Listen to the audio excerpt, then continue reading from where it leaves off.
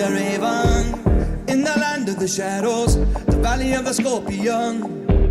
Stung by the darkness, swimming in out the poison. I need some angel music.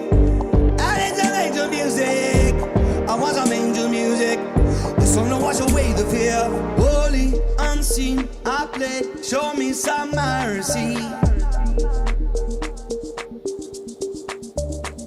Grandpa, come on down here and sing your prayer with me. Cause I can shine like a raven with a little bit of sword, a little bit of light, just a little bit of sword. Black feather glisten, just a little bit of light, a little bit of sun. I can shine like a raven, shine like a raven.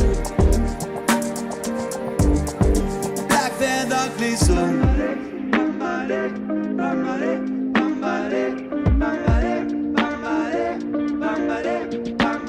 Pull me up from Snake River. I want to be one. Pull me up from Snake River. I want to know freedom. Oh,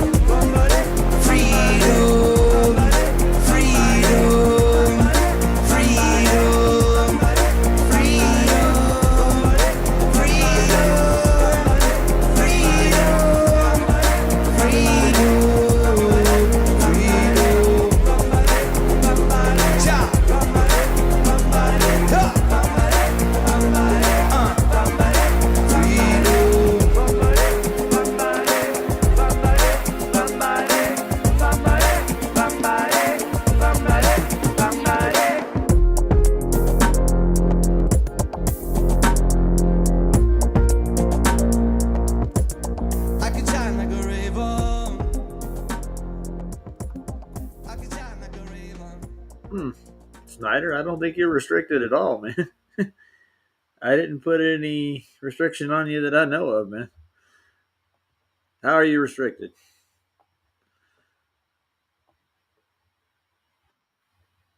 Hey, D, man. What's going on, man? I don't know. What is Snyder on about? I don't get it. Everybody can see him, right? In the chat?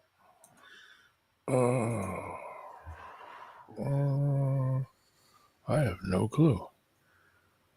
I don't know neither. I think he's fucking with me. I don't know. I have no idea. What's going on, man? I just passed out for 5 minutes, and I was getting everything set up. I am tired, dude.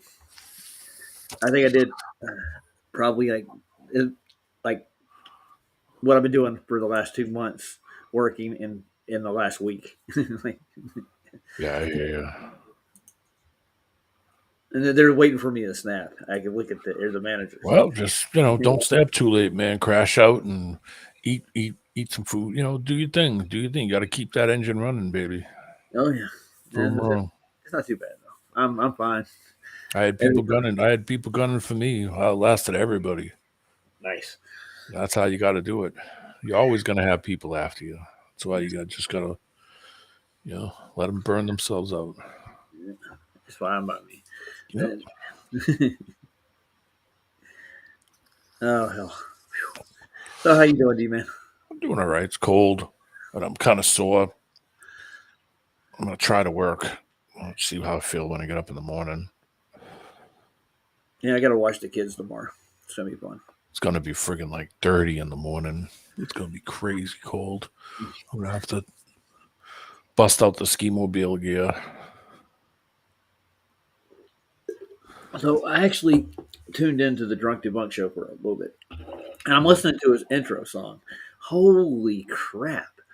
It's the pure definition of what he does. He projects all this stuff, and he's like hey Derek, how you doing, man? Hey,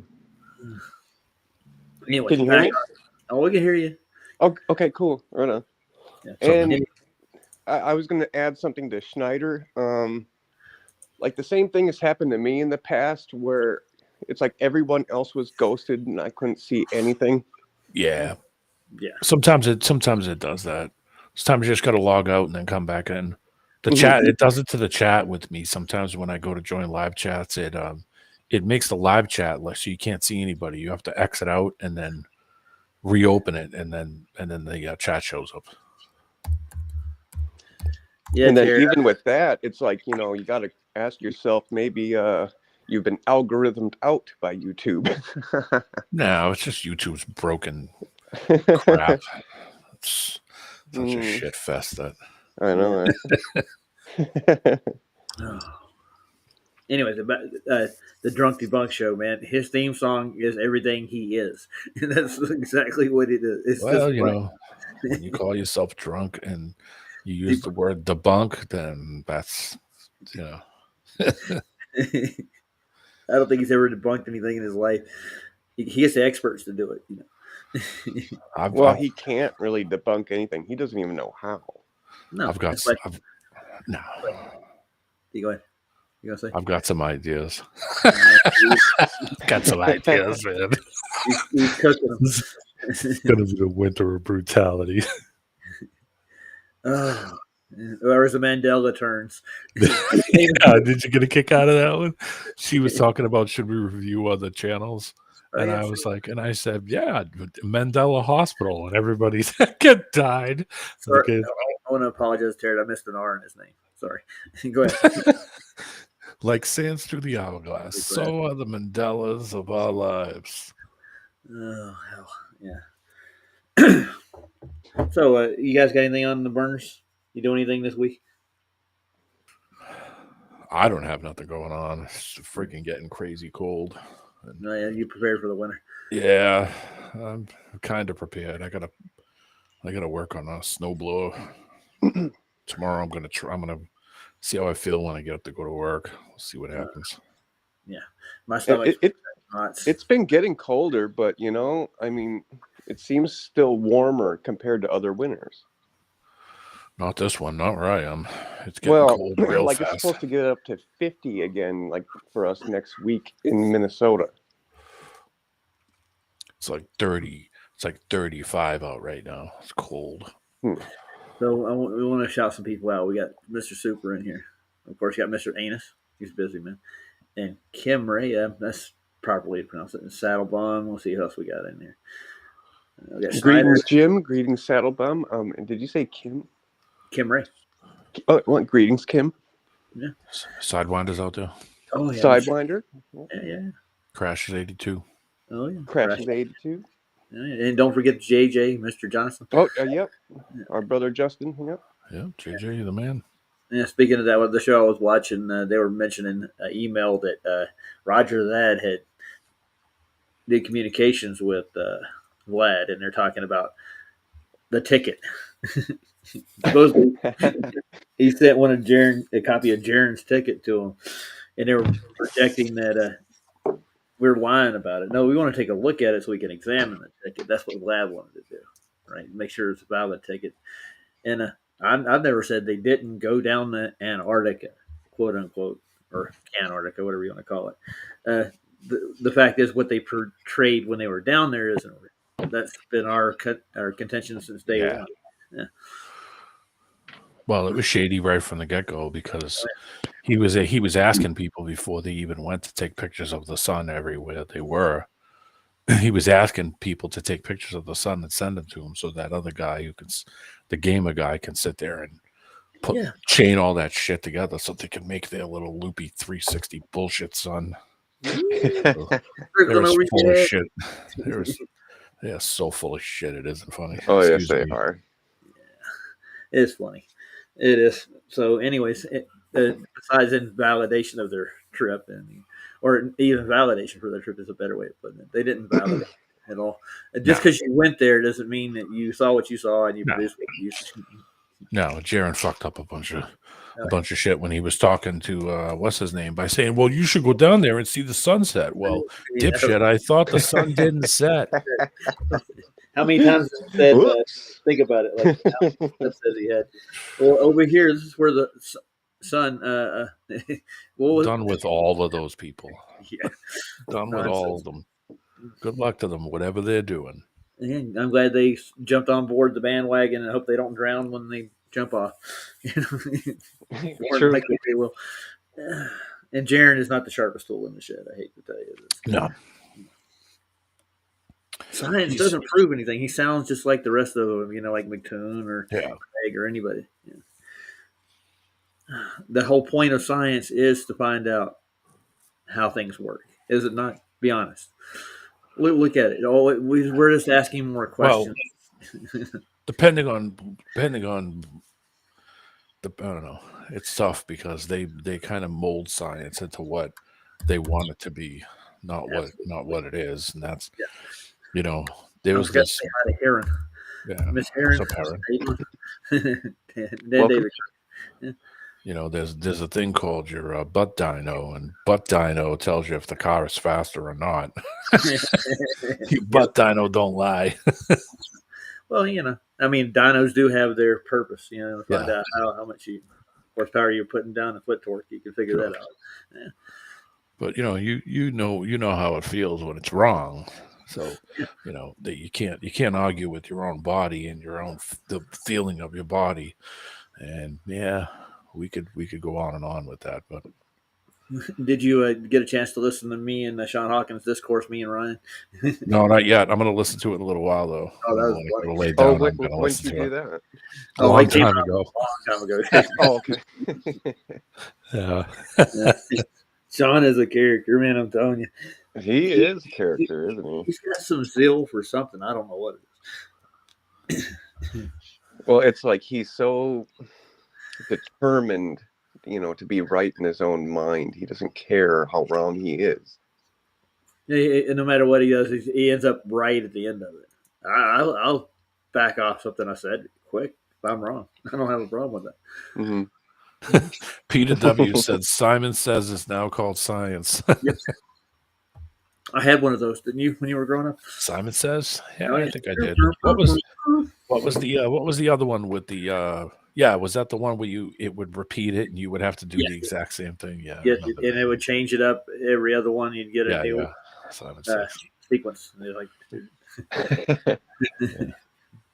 So now science says this, and now science says that, and we were wrong about it. And don't you dare question it. Don't you dare question the science. What's wrong with you, man? It just absolutely, positively, 100% right. Then it comes down to those people just bragging that they're a scientist. Oh, well, I'm a scientist. I know way more than you. So that means that you get to change your mind all the time, and nobody else can. They can have the full excuse to pull up the most bullshit you've ever heard in your life and say, well, because I'm a scientist. Yeah. Well, it's kind of like what Shiva's doing with his flat Earth, round Earth thing now. I'm saying so. It's got to go through my method. He's a failed politician. Yeah. Okay. He's made a living off of losing political contests. Okay. That guy got rich losing. Think about that for a second. Yeah, I am. So, there you go. And a loser all in one. Yes. Okay. He seemed awfully happy to lose. In other words, he's just another shill in the bunch. Yep. Oh, yeah. Yep. He's like the epitome of what a shill would be. Well, if you think he's broke, he never goes broke. The reason he never goes broke, losing as many times as he's lost, the guy has run for every office in Massachusetts. I lived there. I lived there. Okay. Yeah, I know the feeling. The guy got rich losing. That should tell you. Do you think he could make a librarian if he ran for it? Yeah. He ran for everything you could run for. Mayor, senator, governor, you name it, everything. He lost every single thing. Never won a thing. Yeah. Never, not once. He's like the epitome of Mel Brooks' character in Blazing Saddles. And became rich doing it. So that should tell you how dirty he is. So let's put him in charge of our so-called experiments. Yeah. Let him run it. Yeah. A guy who's on a plane all the time, flying all the time, and doesn't feel like he's tilting forward or leaning back, no matter where he is. Okay, yeah. And now he's gonna come on and start to tell people that you don't know the scientific method. Asshole, use your butt dyno. You obviously didn't go upside down when you flew wherever the hell you flew, did you? You obviously weren't tilting forward and the plane wasn't dropping a mile a minute, dipshit. Otherwise, you'd be talking about it a lot. And he has never, ever talked about, oh, of course I've been upside down. Guy's a dink. Yeah. He's crawling on the inside of the fuselage on the roof now. Yeah. He's out of his mind. Anybody that gives him any time. He's just another hatchet man that they're going to throw out there. Yeah. I wanted to take a look at the 3i Atlas thing. They got some new footage of it now. Ooh, Space Dookie update. Yeah, nice. Yeah, I thought about looking at it pops up in my feed now because I looked at it once, so automatically the algorithm like, oh, he wants to see the Dookie. Like, yeah, that's what I was. Let me just ask you this: do you have your jumpsuit ready to put on? Do you have it ready? Oh yeah, and I'm surprised that Astronomy Live hasn't claimed that I saw that first, and they're going to name it after me. It's the Roger Ledwell, asteroid. Yes, David. I think apparently he likes everybody, even old people's money, Duffy. Yeah, he does not discriminate. If you got money, He he'll does take it. Yeah, and I don't scam people out of their money. I've been working most of my life like B-Man and everybody else here. We know what it is to work and earn money, and you get gratification out of that. You know what? Chat's my hide is when people come in and hack your account and take all your money out, and then the bank pisses down your back. Yeah. Going, oh yeah, we'll have to investigate that. All right, well, thank you, buddy. I in the meantime, how am I going to pay my bills? They don't give a shit. No. Fuck them bastards. It's a wonderful world we live in. I know. And it's like, doesn't each charge for Duffy like carry actual prison time? Yeah, it does. If he just pay them off, they'll put him in jail, dude. He's paying out because he's guilty. That's the only reason if you were innocent of any of these charges, man, he'd be fighting it in court. He's not. He's going to pay him out. No, it's part of the cost of investment.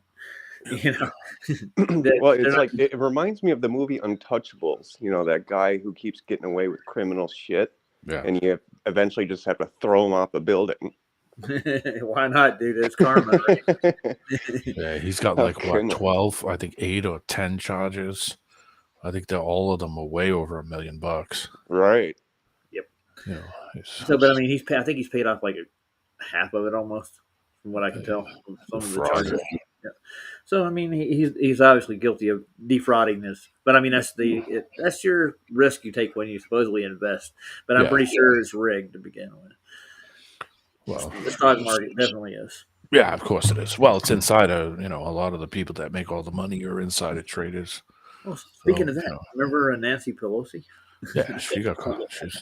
Her and her grandson or whoever the hell that is, nephew, whatever the hell it is, and the husband, they're all rich. They all got rich from insider trading. Yeah, and they've developed an app, and if you follow them, you can get rich too. Sure. Yeah, that's a scam to begin with. Think about it. I would, if that ship does go down, and eventually there are federal charges pressed against Nancy Pelosi, and you're on the list, she'd throw you under the bus quicker than anybody else. Like, oh, there were tons of people that invested in this. Well, let's check out the NASA's best images of 3i Atlas by an amateur versus. Oh, get ready! Ready for the apocalypse. Brace yourself. We're ready. Brace yourselves. I can't go. Brace yourselves. Oh, all right. Smile like you mean it. Hey everyone, geophysicist Stefan Burns here. NASA's released all their images that they've collected of 3i Atlas over the past couple months, including their Mars Reconnaissance Orbiter high-rise imagery, which we see right here. They did this via a live stream. I also rebroadcast that live stream with some commentary from myself and also a post section where we kind Hey, of does that don't look like a light and a bunch of fog to me? Yeah, I tell you. sure. I got a light in my backyard that does the same thing. I should take a picture of it and put a video up and say, "Look at it! Look at it! It's here! I can see it." We do a live stream, and we'll just record it, man. Yeah, and I'll just record the light that I got in the backyard when it's foggy. You won't even know the difference. But this is an actual so-called Dookie comet, or what some people were speculating that it was an alien aircraft, right? Because it was actually doing maneuvers that no other comet's ever done before. It was tumbling and stopping. Alien Dookie. Well, the aliens got the best Dookie. Sasquatch. Oh, yeah. Back to the Atlas probe. go through a breakdown. If you want to watch that, it's on my channel page. Click the live tab. But this is the best image that they have collected of 3I Atlas across all their different telescopes and satellites and probes in space. Billions and billions of dollars worth of equipment. Now, to be fair, a lot of this equipment is specifically designed to look at other things. So, for example, the orbiters around Mars are studying Mars. And you also have, for example, the Parker Solar Probe, which is studying the sun. But they repurpose them. Oh, that was genius. Like the Mars probe is probing what again? Mars. The probe we sent to the sun is never mind. But I mean, he's got to fill in the gaps here of people that aren't going to do any research. Like we got this footage. I mean, they're sending this footage from millions and millions of miles away. Be honest. Can you think that would not deteriorate over distance, like the data that they're gathering? That far away? It's 4K images.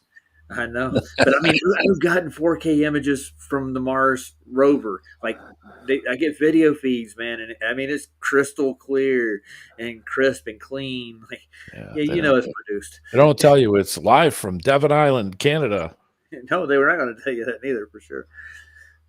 I'm sure they got more than one location. I'm not sure Africa. Could be. And Nevada. Africa, Nevada, anything that looks alien to you, they could put a filter on it, like, we're on another planet, boys. Sure. Don't mind the sun; it looks just like the one here. No. we can get outside of the solar system. Sorry, that would be something if they actually did fly to another solar system, which I don't think they've ever found another solar system or supposed solar system in They're not going anywhere. I know. Nowhere Those to lights go. in the sky are beautiful, anyways. Yeah. Walk to the light. Well, it's like there's only one sun. Yeah, and the sun's not been proven to be a star neither. No, and neither is it Correct. a trillion miles away. It's pretty local. Yeah. And Yeah, it no does the same wonder we get shadows and stuff from it. It's amazing. thing. Yeah, it does the same thing every day. It's not all of a sudden going to start to decide to spin just over you. Yeah. It just doesn't do that. Yeah, well, Nathan and Neil were going over the sundial, and they looked up, the official definition of how a sundial works, and it says it only works on a globe over a plane. Okay. Yeah. It's in the definition. If you go through it, the only way to get any kind of measurement, you have to have a 90 degree in the plane. And at the end of anything that, like the guy from Astronomy Live or anybody else, they at the end of their definition of what they're doing is like they do it over an elliptical plane. Everything has a plane. It's a planar surface. It's the only way to get measurements out of it. Yep. And I mean, you can comport it to a globe. You can comport it to the azimuth. There's so many different grids they could put it on, and they have. That's why the Gleasons lasted so long as it did, because it's actually accurate, dude, for sun and moon calculations. Yeah, they don't need to do all the other bullshit. They should just stick with the initial plane measurements and just stick with that. Well, you can thank Kepler and Huygens for the cherry on top of that cake. They took Galileo's model and they actually built math around it. So, and George Lemaitre goes, "Well, we could have had a big bang at the very beginning of it all." Well, if that was the case, nothing would have stopped moving. I know, but yet there are stuff that just stay in the same spot. Yeah. The sky does move by chance, but it doesn't move as fast as it would be if we started from an initial bang at some point in time. But I guess they say it cooled off. I suppose I'm not really sure how it's all described. And they said remember back in the late '80s or the early '90s that the universe had stopped expanding according to their latest background microwave, whatever the hell it is, X-ray they did of the universe. I don't know how they do that, but it's completely stopped and it started contracting. Like, how does that happen? Or I guess they may have done that for fear tactics. Like, it's like the universe stopped growing; it's contracting now. We're all going to be in the big crunch. You've heard of that, right? Oh yeah, it's all going to go backwards magically, even though nothing with forward momentum has no momentum to stop. It can't hit anything because nothing is solid. So things would just keep going and never stop unless it just hit something else, and then whatever it would hit would move in another. It's just the goofiest theory shit you've ever heard in your life. It's so contrived too, because then it go off in the fantasy land like they actually know what these giant gas stars are. Yeah, they don't know what anything is. They're just looking up. They don't. Have you heard of the neutrino stations they put in Antarctica and stuff at the highest altitude they could get? They're trying to measure the light that comes from a neutrino star, precisely just that one. How do you filter that through all the other light that you see on the daily? I'm like, I don't get it. They got some kind of system that supposedly works, and they use the Antarctic ice to do it too. It's a weird thing, but it almost seems like it's spiritual, almost the way they talk about it. Yeah, yeah, they got space woodies. Yeah. I'm going to go to space one day myself, and it's going to really help out the rest of mankind and humanity as soon as we conquer the universe, as it goes. Yeah. Don't worry about what's going on around you or what's down here. Just keep your head in the sky, and you'll be happy. Yeah. Not really, but there was a lot of myths built around it, and it's like Atlas. I mean, who was Atlas? I'll give you that one. In mythology, what is Atlas? Oh, Atlas. He held up the sky. Yeah. That was the original Mighty story. Atlas. Now he holds up the globe in recent mythology. But I mean, before that, and I can take you back into ancient drawings, and they show Atlas actually holding the sky up. and you read the story, that's what he's doing. And they turned him into stone. So I think, what Medusa involved in that myth? I don't know. But somehow one of the gods put a curse on Atlas, and he became the pillar that held the sky up. Clash of the Titans. Yeah. And those are really proven stories,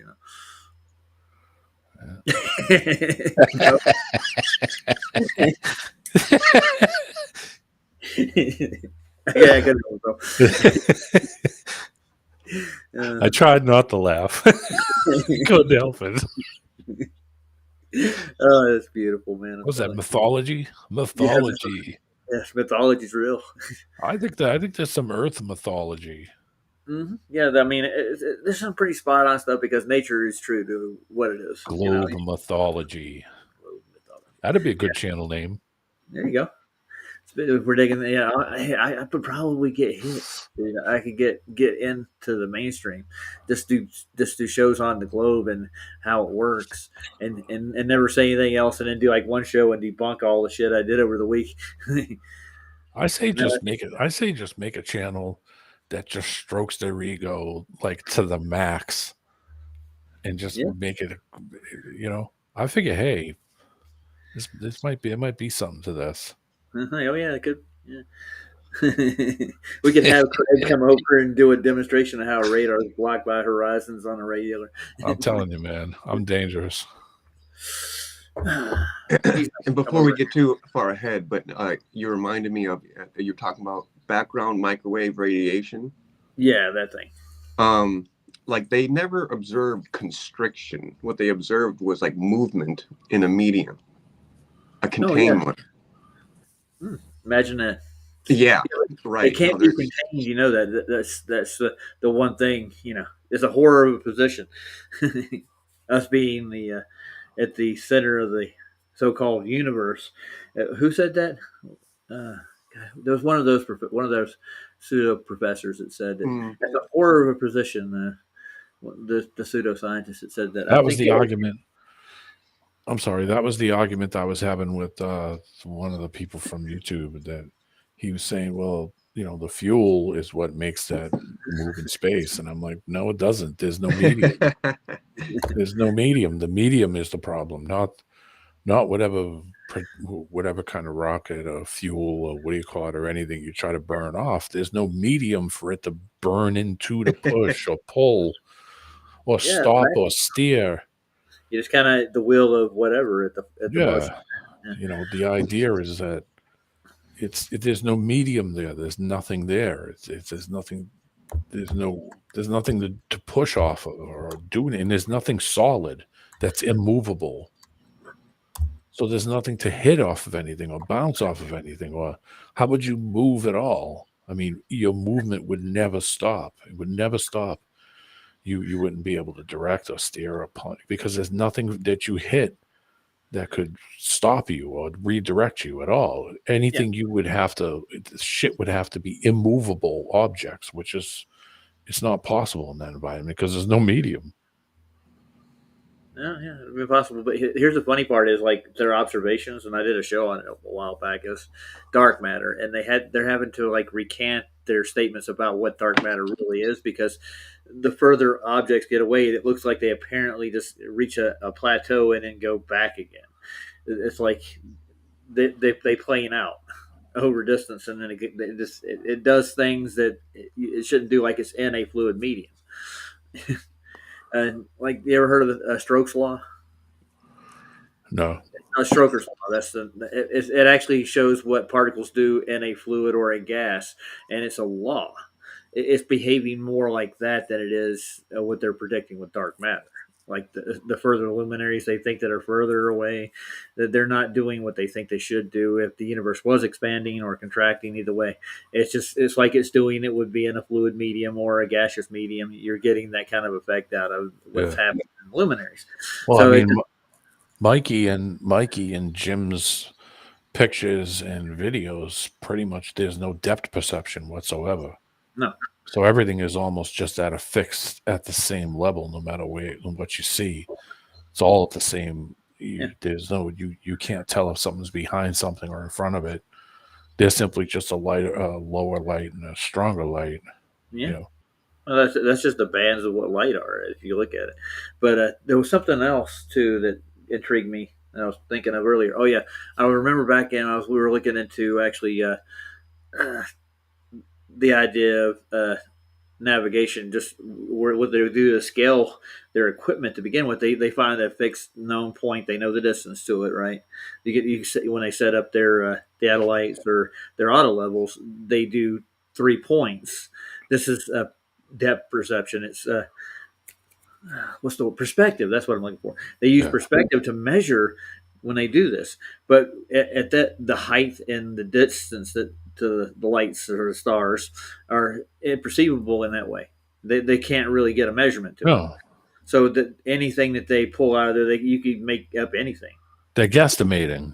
Yeah, big time. The scale is the word I'm looking for. Is from the dig for. So like the scale of Atlas here, you can't tell by this height unless you actually knew the exact height of the object you're looking at. So in order to actually laterate or triangulate your position with those things, you have to know their exact height. So there's no proof of what they're even looking at as anything that even what they're saying is something real is real at all. Mm-hmm. So I mean, I don't even know why they're even going along with this crap. It's kind of ridiculous. They've done it for the last 300 years. That's the actual prime estimate of when heliocentrum was introduced into society in this whole solar system idea. It's pretty pitiful when you want to dig it out, but yeah, it works. But I mean, like, it's changed over the centuries. Yeah. Like when everybody thought they were on a geocentric sphere to a point, because the sky does appear to be round, and that's due to your perception in your eyes. Yeah. They automatically assume that, but they measure it all out flat. That's the only way they can map it, chart it. It's done that way. Anyway, let's get back to the video. I'm just rambling now. Real quick. Super Sign Wanda said $30,000 to sleep under a table in the snow. That's about right.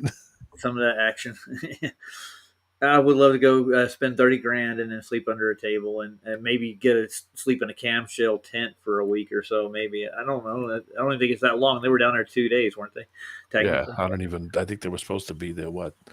3 or 4, and they were I out of think it's a there. 5-day trip, dude. 2 If you- days, and they were gone. Yeah, they should have stayed and did all the observations Yeah. they could get, dude. But they didn't do anything we told them to do. Nada. Nope, not a thing. I offered to even give them money to do some stuff for me on the trip, and yeah, I never ever got an email, never got a phone call, never got a contact. I knew right there that They they weren't were, sincere. they weren't gonna do anything that was gonna be worth a damn. Nope. So I mean, they kind of just like dropped the ball, you could say technically. Yeah, let's check out some more of the Atlas. See if they got any better pictures in this little spotlight in the fog. To track 3i Atlas during its close approach to the sun and its time in the inner solar system.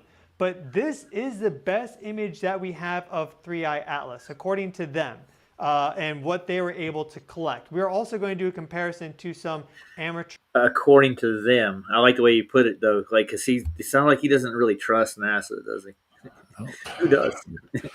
Looks like CGI to me. Yeah, that definitely does look like it's either layered or CGI for sure, and like super layered for a fact. Long exposures, and from what I gather, there's not really any cameras that can get videos at night. They can take like still frames, or they layer still frames over and over, that because of the light exposure. So yeah, I don't know. Like I said, it's an idea. Next time it's foggy, I might just go out and record the light in the back. yeah, there you Maybe go. I'll just play it on a loop. I tell you what, when you do it, just call me up and I'll go live. All right. Yeah, Yeah, D-Man's viewing that. I'm telling you, man, the things we could do. It's gonna be an interesting winter. Oh, we're gonna get bored. Cabin fever, you know. Oh God. Well, I'm not gonna be gaming, so that means fun time. Yeah, nice. All right. Well, buckle your seatbelts. Astronomer photos that have been collected over the past week or two.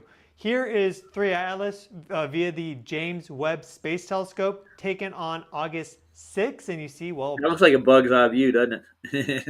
Look at that thing. James Webb tells how much that thing cost again. Yep. We took a picture of an oven light, and then we put a Grid filter over it, and we can get a light over it. spectrum. Look on now. It's really the light in my stove. Or that's the alarm clock over your bed. You put a blue filter over And it. red Turkey's light. ready. Oh, okay. And we spend millions and billions of dollars on this technology. Yeah, I could create that for about, I don't know, $1.50, maybe $2. Right. A trip to Dollar Tree. Get your LED and a battery. Look. Just look. a bunch of pixels. This is meant for deep sky imaging, but supposedly this is the highest resolution, best telescope ever created. And well, we don't really see anything all that great with 3i Atlas as it relates to that. And here we have our Hubble imagery. He said it, man. He really did. We don't see anything really great with it. It's the most advanced technology that we have at the point. And here it is. What's the name of the Sophia? That's what they took this with. I think really it's just it's one of those things you put up to your eyes and you put the discs inside of it and you push the button on the top. Oh, a CD player. No, DVD it's player? the things you had when you were a kid. You put them up to your eyes. Yeah, you yeah. Put discs inside of it. Viewmaster. Yeah, it's a ViewMaster. Oh man, I had all kinds of. I had Spider-Man, got Flintstones, you name it, man. I'd pay more for that than I will this shit. And this is Hubble or Sophie. They get caught with Sophie, right? What was the other one where you look through the tube and you turn the end and it was all psychedelic? Kaleidoscopes, man. Yeah, I guess the friends that make some in Arizona, they have a whole shop full of them in it. They're pretty interesting. Sorry, it's dipping back. All right, good. It's funny. Yeah, the kaleidoscope shop that from my friends have, they actually have some really exotic ones, man, and they're antique. They're really cool. If you ever get a chance to go to Arizona, go to a place called the Spirit Room. Go to Jerome, and downtown they have the Pucifer shop. It's Maynard's little headquarters there, and then they got the Spirit Room, and then next door they got the vineyard where he grows all his wines and stuff. But they have a kaleidoscope shop right in the middle of it, and they have these antique, rare kaleidoscopes, and they let you look through them. And if you've got the money, I'd buy one. But yeah, it's really cool. Yeah, It's better than They are, man. These, especially ones they got, because you can actually, what you can do, you can stand in front of like a mirror, and you and the family can make your own kaleidoscope, and you can take a picture of what you're doing. It's kind of cool. Yeah, that's funner than watching this shit. Which was taken on July 21st.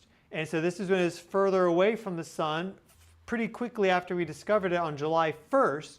And we see it fairly nicely, but again, it's pretty blurry and grainy. And well, they say that this imagery here from the Mars Reconnaissance Orbiter and its HiRISE camera is the best of the lot. This was taken on October 2nd. We see a clear... Holy shit. That's the best of it, dude. Yeah, well, That's that's the best work, picture. dude. Man, that's totally worth $33 million. I've never seen a light look like that on a street lamp next to the on a beach foggy day? parkway on a foggy night in my life. Amazing. I was thrilled to see it when I first looked at it the first time. Like, oh man, that's what they have. That's all. That's definitely going to convert me to a Glover. Nah. That's it. I've seen the error of my ways, Roger. Oh, you have? You gonna repent? That's Dear it. Lord. I'm going to get rid of all my channels and join Bill Duffy. There you go. Lou Duffy, or whatever the hell his name is. Have you ever heard my recording of me talking to him live? Yeah, I heard it. When I met him, it was just one of the awkwardest things I ever did in my life. I thought I was honestly they were going to make a presentation at the end of the week, but deep down inside, I knew he was trying to go. You have that smirky, shitty grin when you were talking. No, he was kind of shocked when he first saw me. He didn't expect me to show up. He thought I was like some internet troll or something. Yeah. I show up on a Sunday morning at 9:00, and I'm in the back of a Sunday school. And him and the secretary and all the heads of church were sitting around eating breakfast. And here I show up. Da-da-da. Well, it's because you're not an internet troll that spooked the crap out of him, Roger. He's real. A real person showed up to my thinking, not the shills I pay to come here and sit here. I just think of Joe whenever I went down there. You remember Joe, right, Derek? Joe who? I'm sorry.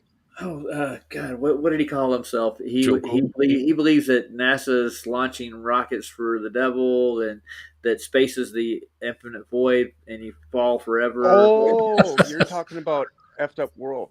Effed Up World, yeah, because Effed Up World did a presentation.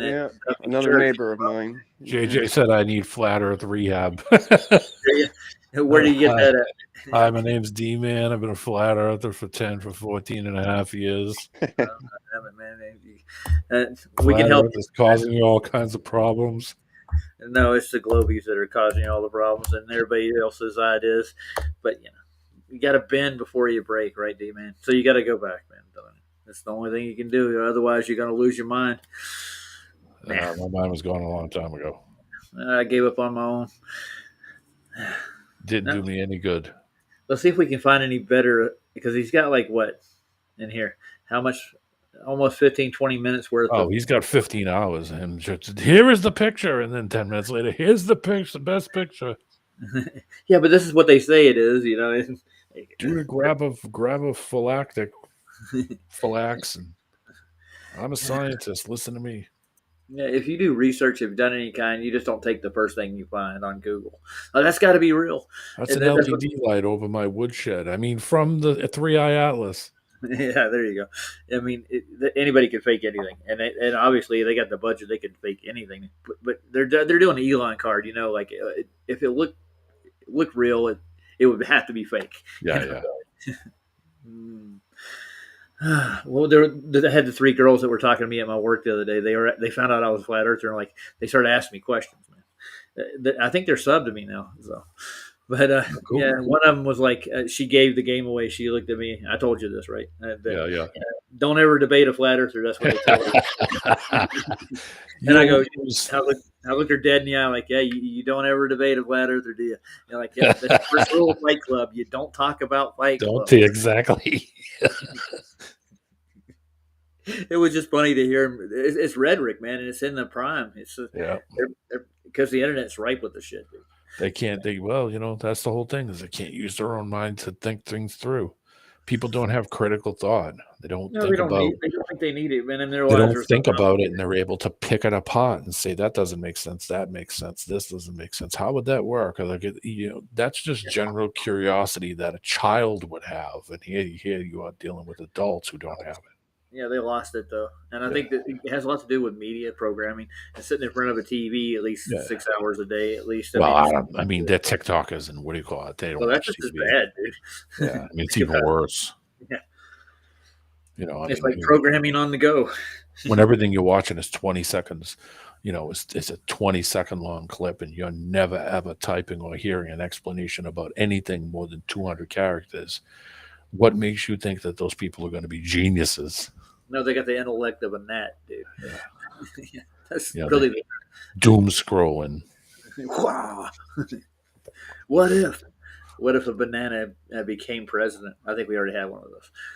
Right there, or at least the coma is expanded a little bit out in the summer direction. And there's some discrepancy between the different images that they were able to collect of 3i Atlas during this time frame, going from October when it passed by Mars through its perihelion, October 29th, because some of them show this sunward facing tail, others show an anti-sunward facing tail. So we're going to look through the imagery that NASA released, specifically the high-rise imagery, and then also Maven and Lucy and a couple others, punch data, and then we're going to They compare got some images from Lucy? Huh. I've been waiting to see that. You know what Lucy is, right? I have no clue. It's Lucifer. It's the binocular telescope that the Vatican owns. Oh, great. I know. I don't think that's available to the public to operate. What's the Vatican? Is that? The church, Rome. Oh, that's still a thing? Yeah, it is.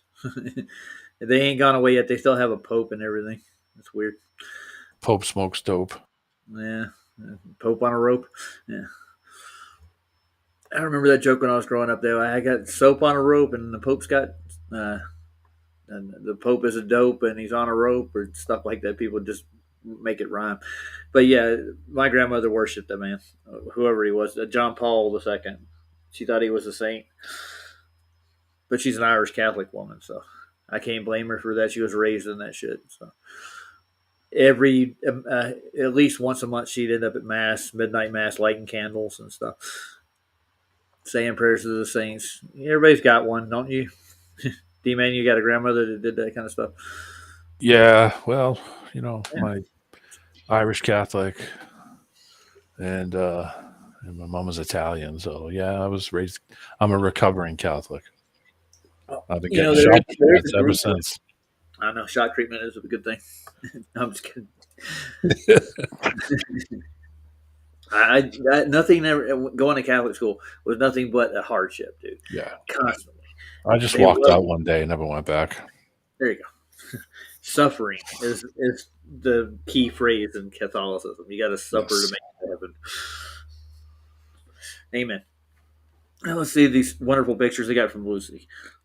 to amateur astronomer data, because those images collected by amateur astronomers, that was done with, like, let's say a $5,000 telescope or a $10,000 telescope, or maybe if they're really serious, like $30,000 of equipment. Whereas what we got from NASA cost the US taxpayers billions and billions of dollars. Well, that tells you right now that it's a scam. Nothing else. We have the same imagery of 3i Atlas taken by the Mars Reconnaissance Orbiter on October 2nd, but this time we have our scale bar and also the trajectory of the comet. Remember, the comet's flying in effectively towards the sun at this time, October 2nd. So this is showing that the coma or the tail is pushing more towards the sun, at least according to this imagery. And people were very excited. Hold on a minute. He said the coma. Well, that's what they actually call the tail of a comet, right? You got to be in a coma to believe this. But about this image, even though it took months to release, because we were supposedly going to get the highest resolution look at 3i Atlas, and we're able to confine the size of its nucleus using this image and the brightest pixel, which I have marked out there with this red dot. So we did analysis on the live stream. We found that brightest pixel, and well, at least with what we did, it's that red dot right there. That's about 20 kilometers across. 1 pixel is 20 kilometers roughly in this image, and that's about 12 point. And where do you get your scale from, dude? You got to have a reference for that. Yeah, that's quite an assumption. Yeah, but I mean, a lot of astronomy is based on a lot of assumption, isn't it? It's all assumption.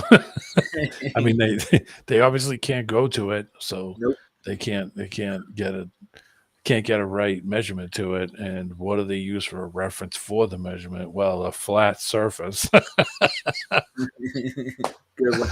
Yeah, but the other point is, like, I want to quote Carlin. He's like, "Oh, why are all these people always going on vacation, filming everything? And Yeah. why don't you just enjoy the moment?" Yeah. He talks about the 1 hour photo. You got to get it yeah. now. You just fucking saw the thing. Yeah, get the photo now so I can You show just everybody. saw it. What are you gonna? They won't believe me. The Sasquatch is real. I love that. Collins. I mean, as much as he's kind of a, like Yeah, he's an ass, dude. He was as much as kind of an asshole he was, he's a funny guy funny. Yeah.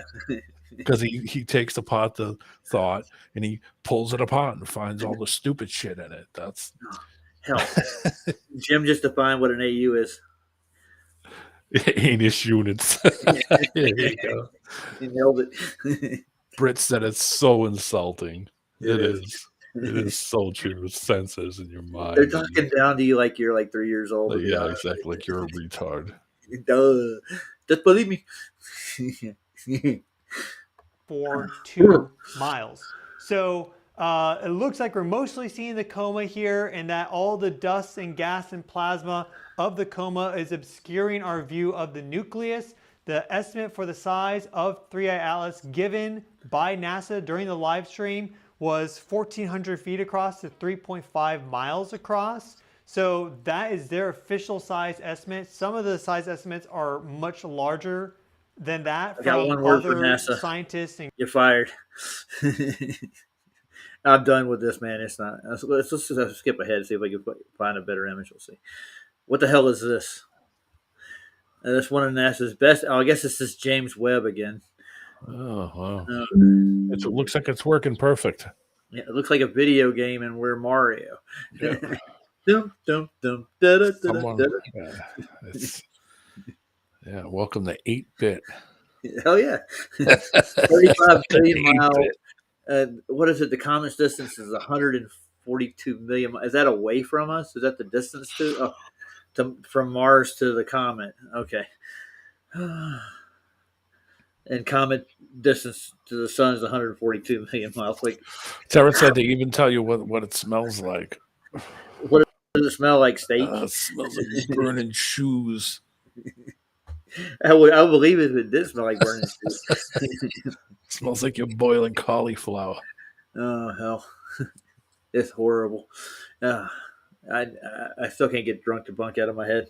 Just listening to the theme song still was playing in the back of my mind. Like, you're getting karma. You screw chewing GURP or whatever he wanted to call us. Like, you put it in his theme song. Like, Yeah. you're debunked. Like, how did you debunk it? I don't know. Just because you said so. Well, all he knows how to do is to make the word debunk completely false. That's what he knows how to do. So you debunked. And then he'll say words like proof and not know how to obtain any. Yeah. Well, evidence and proof are two different things, correct? Oh, thanks, Roger. Yeah, well, the thing is, you need enough evidence to outweigh other or what you observe to be a proof. To be honest, so Or what you can prove. Yeah.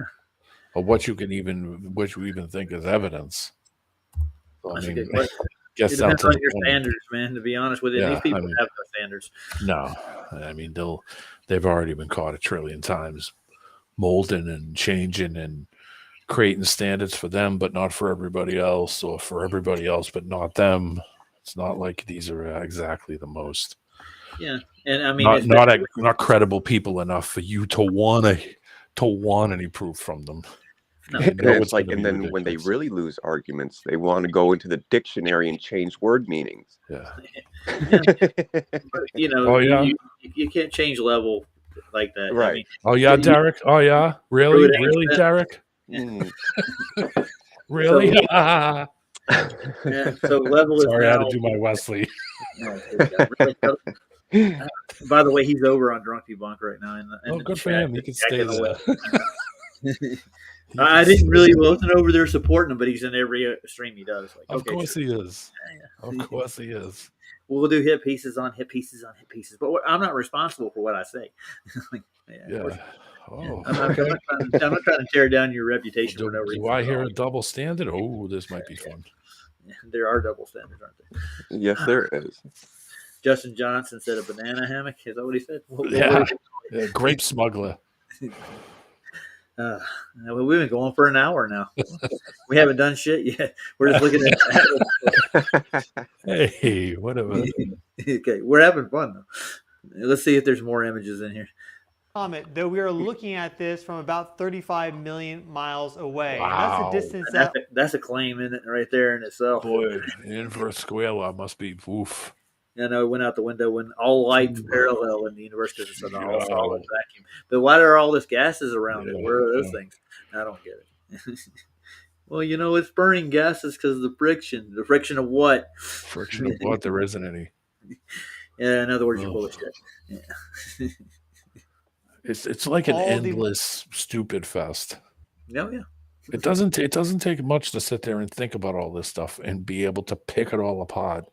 The minute that it even comes out of their mouth, and you're able to like just say, "Oh, that doesn't work now." That you wouldn't see it from that far. The inverse square law. Perspective. We're just ripping that fucking shit apart immediately. I mean, at least you went to art school, right, D-Man? I mean, you learn what perspective is. Yeah, You know, hell how yeah, mind sure. works. I used to, absolutely, man. I was an But artist. art school doesn't teach you things. All right. But I mean, they made fun of artists, like, oh, what are you, one of those? You went to art school? Like, Well, art- it wasn't. We didn't sit around and draw with popsicle sticks. no. It was for the gifted kids. Yeah, people who could actually see properly. Yeah, and people that actually could actually do interpret it. things and draw shit and designers and Oh, speaking of that, Heron paints too. I wanted to show her photos or paintings. So I say photos. unfortunately I hit my head and all that skill went right out the window. It's just what happens sometimes when you hit your head. All right, guys, help me coax Heron to come on. Heron, come on in and let's go over your portraits you got. She Well, sent me some. that'd be fun. Yeah. Yeah. But yeah, come to think of it, I was never a big art student, and I don't know what it was that jogged my memory a few weeks ago, but I remember, over 20 years ago when I was in high school, they took out art class. They did. Yeah, oh, yeah. I had it when I was going to school. Yeah, it was gone when I was in school. We didn't have art. I had up to 7th grade, and then I didn't go into any more after that. I worked for I drew. They had art. They had contests at certain times of the year, especially around all the holidays. They would give us time in certain classes to draw Christmas things, Easter things, Thanksgiving things. Draw a picture of Thanksgiving or what you think of when someone says Thanksgiving. So most people just drew like a goofy turkey, and I drew like a turkey with like cornucopia with the sky. I did something that was like over the top, and that was they were like, oh wow. I had to do turkey. I can't draw for shit. I could draw cars and engines and trains and planes and draw like mechanical stuff. Taught me how to draw like things from perspective too, and like the size matters. Yeah, me too. 3D kind of looking things. And you get to learn about what horizons are and how you actually make a landscape scale down. Your official Angles, something on an angle, something parked on a hill, something dropping from the sky, something, like perspective things that they would challenge you in that school sometimes and say, okay, here's what we want you to do. So they could see how far your mind could think for you to draw something out. It wasn't, and I mean, there was people that did use pencils to draw. They used cigarette butts, and there was people that one chick, all she did was draw clothes. That's all she did. That's it. Every day, all day. And she would bring. She was obsessed. Yeah, clothes and shoes and blouses and dresses, and that's designer. She became a gold digger later on. Oh, I'm sure she's probably a billionaire or insane. Either one. One of the two. Yeah. Yeah, I mean, I did it for a couple of years, and I got sick of doing it. I was like, Jesus, if I got to do this every day, I'm going to jump off a cliff. They don't let it get to you, man. That's why you gotta get high every once in a while. Yeah, I just after a while I realized that I don't want to do this every day. No. All right, let's see if we got some more wonderful photos. I can't get Heron to come in. Come on, Heron, come inside. Let's go down a little bit. See if we can get out of this James Webb Telescope looking crap. Looks like he's got it up there forever. I don't see how you get a. I guess they're counting pixels again. You see the brightest part of the square. I guess it's bigger. Oh, wait a minute. Ooh, what the hell is this?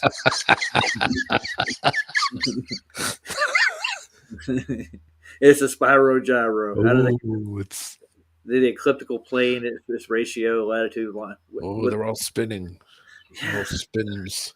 Is that the direction it's spinning? Is to the left?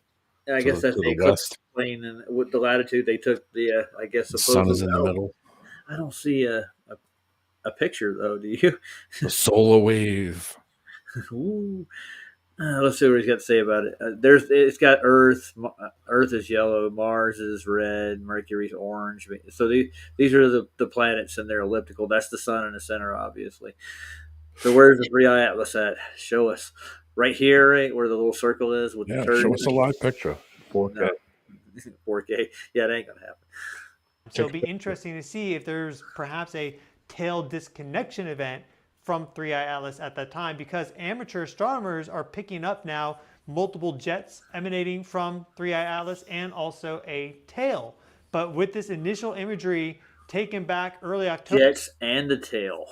So in other words, it's got propulsion from several different sides, and then it's going in one direction. What's feeding it? I don't know, man. How does it get propulsion?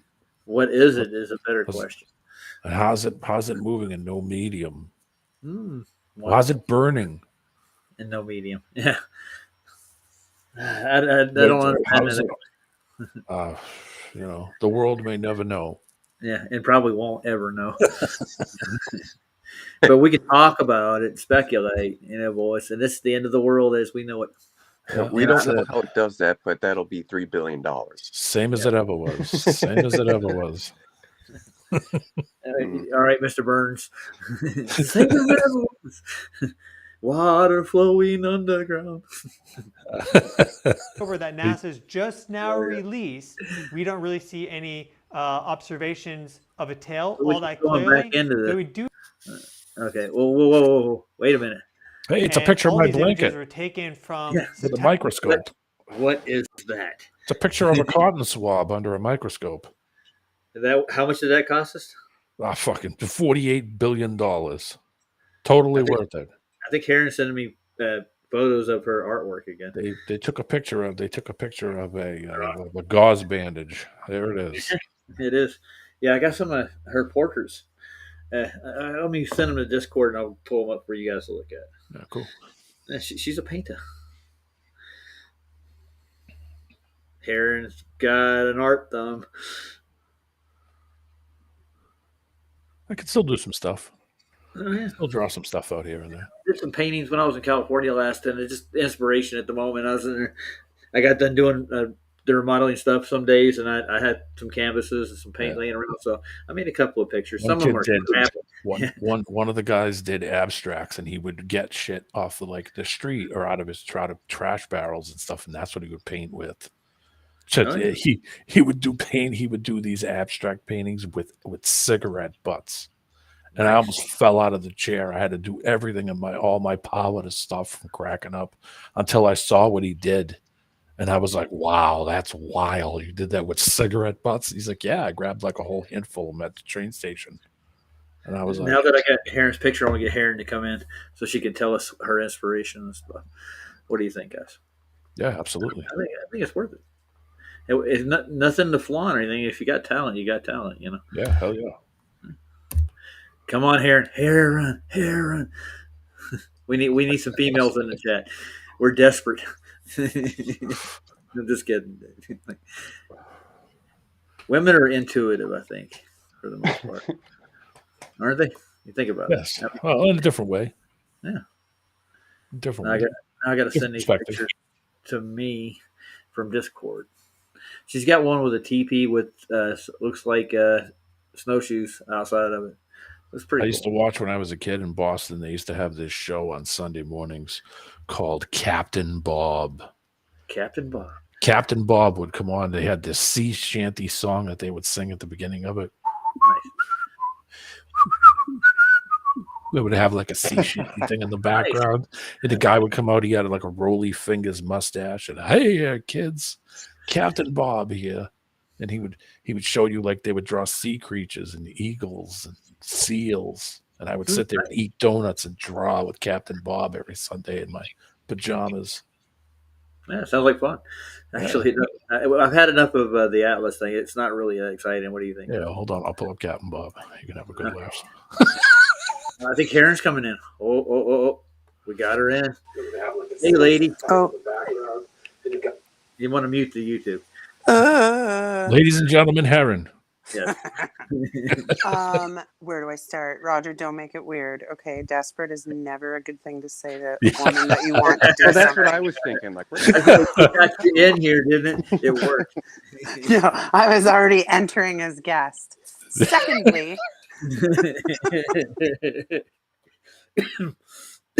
this weed ain't strong enough. I'm sorry. What were you saying there? Go ahead. I know you got something to add. Did we lose her? Aaron? She maybe have problems. We might have lost her. We got her circled, but we don't have her. I wasn't smoking weed, by the way. Just hitting my vape. I save the weed for the good shows. oh, is that how it goes? Oh, yeah. No, not really. I don't really touch it that much. No, I don't do that shit either. Gets me wonky. Yeah. Especially the new stuff, man. The hybrids they're making, you don't know what you're getting. Dude. Yeah, hell with that stuff. It's crazy. I'm going to try to open up Discord from here, see if I can do it. No. I'm trying to get the picture forward out of Discord, but I can't send it as a link, and it just takes me back to Discord. I need Heron to bring him on and present him. That's going to be the only way I can get him on the show. Anyways, Damien, were you going to pull that up? Yeah, I'm trying to find the theme of it at the beginning because me and my friend used to joke around, and I used to whistle the theme. I got more options. Let me see if I can do this. Maybe I could just save the image and see if I can. Oh, she's trying to come back in now. Hold on here, and I'm coming. I was here somewhere. There you are. Oh, you changed your phone. hold computer. on, We did. I'm coming. It's a good song. Oh yeah, I just had to switch devices. My Oh, yeah. So, Heron, do you get your pictures of your artwork that you can present here? Because I mean, I can't really just extract them out of the ether, you might say. I mean, what was I saying? Oh, I got a sore throat. Sorry. That was twice tonight, D-Man. You were saying a word as I was typing it. Oh, really? Yeah, captain and something else. I don't know. Well, we're Anyways. psychic. That's it, Heron. All right, Meant to be. there we go. Number 1. Hold on here. What's happening? I can't see on your end, so I have no idea what's happening. Great show, though. I'm trying to find it. It's kind of hard to find, dude. It's from the 70s. Where am I? What is I don't know. Where are you? Oh, it's it's dark. the thing. Oh, she can show them on her camera. Let's put her up on the screen. Okay. Hold on here. All right, You're as found big it. as he gets there. That's one of her portraits there. Looks like a forest and a tree. Oh, wow. That's cool. Yeah, it is. So this that- one is titled Seasonal Effective Reorder. And were you a little bit high when you made that name up? I'm just. No, I was at a work-related conference. You What's were in bored out of your mind. What's So in the that's- center of the sun? Paint. Oh, No, okay. okay. Yeah. Whoops, this is I think backwards. I see stars behind it. Yes, it's That's weird. Or that's the sun radiating. Maybe. no. So it's like summer, which is like Okay. and then spring's pretty cool, and then fall, and then winter. Oh, I get you. So Yeah. I reordered the seasons Very accordingly nice. to Mhm. the way they should be. Yeah. I think everything's disordered. And there's Mercator's, not Yeah. Mercator, but Gleason's map. Yeah. Go down to the As scale. it should be. Yes. Go down to the scale where you shows the solstices. That's the cool part. It's dark Where in am your I? room. I don't know. Right? Everything's backwards. Here, I don't know how to steer this thing. Oh, you mean to mirror you? Let's see. See if I can reset. No, I'm trying to avoid. Okay, I I flipped it for you right quick. Oh, okay, there we go. Yeah, there we go. Yeah, so that's the solstice. That's the sun in its circuit, right? And this was touted as scientifically correct in its time, from what I remember. Where do they say it? It's the top of the map, As it is. as it is. Yes, and it was Yeah. actually shown. Hold on, we got a breaking news. Never mind. That was a chronicle. And I got this one over here for reference too. Oh, nice. That's a good one. Yeah. That's the Mercator. Yeah. Rupees Negra. Do you know what's cool about this stupid thing? Hold on.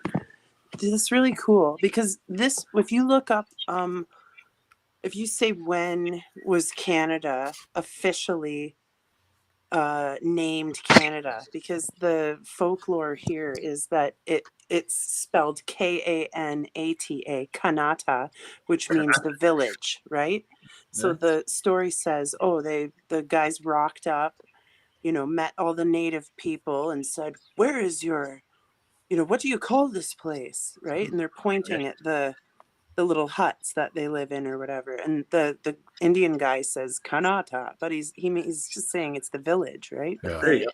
Yeah, so that's what became Canada. So, but that apparently took place in like the 1700s. But this map is made in the 1500s, is it not? Yeah. Yes. I think so, but it came from another planar sphere that they made. Even the French did a take on it too. Every large country did. So there was a couple of reissues of this. I do believe this one is 1592. But that was before Columbus. What does that say? I can't read it from here. It's really dark in your room. That's Aquarium. Canadenses. F's or S's. So Canadenses. Canada.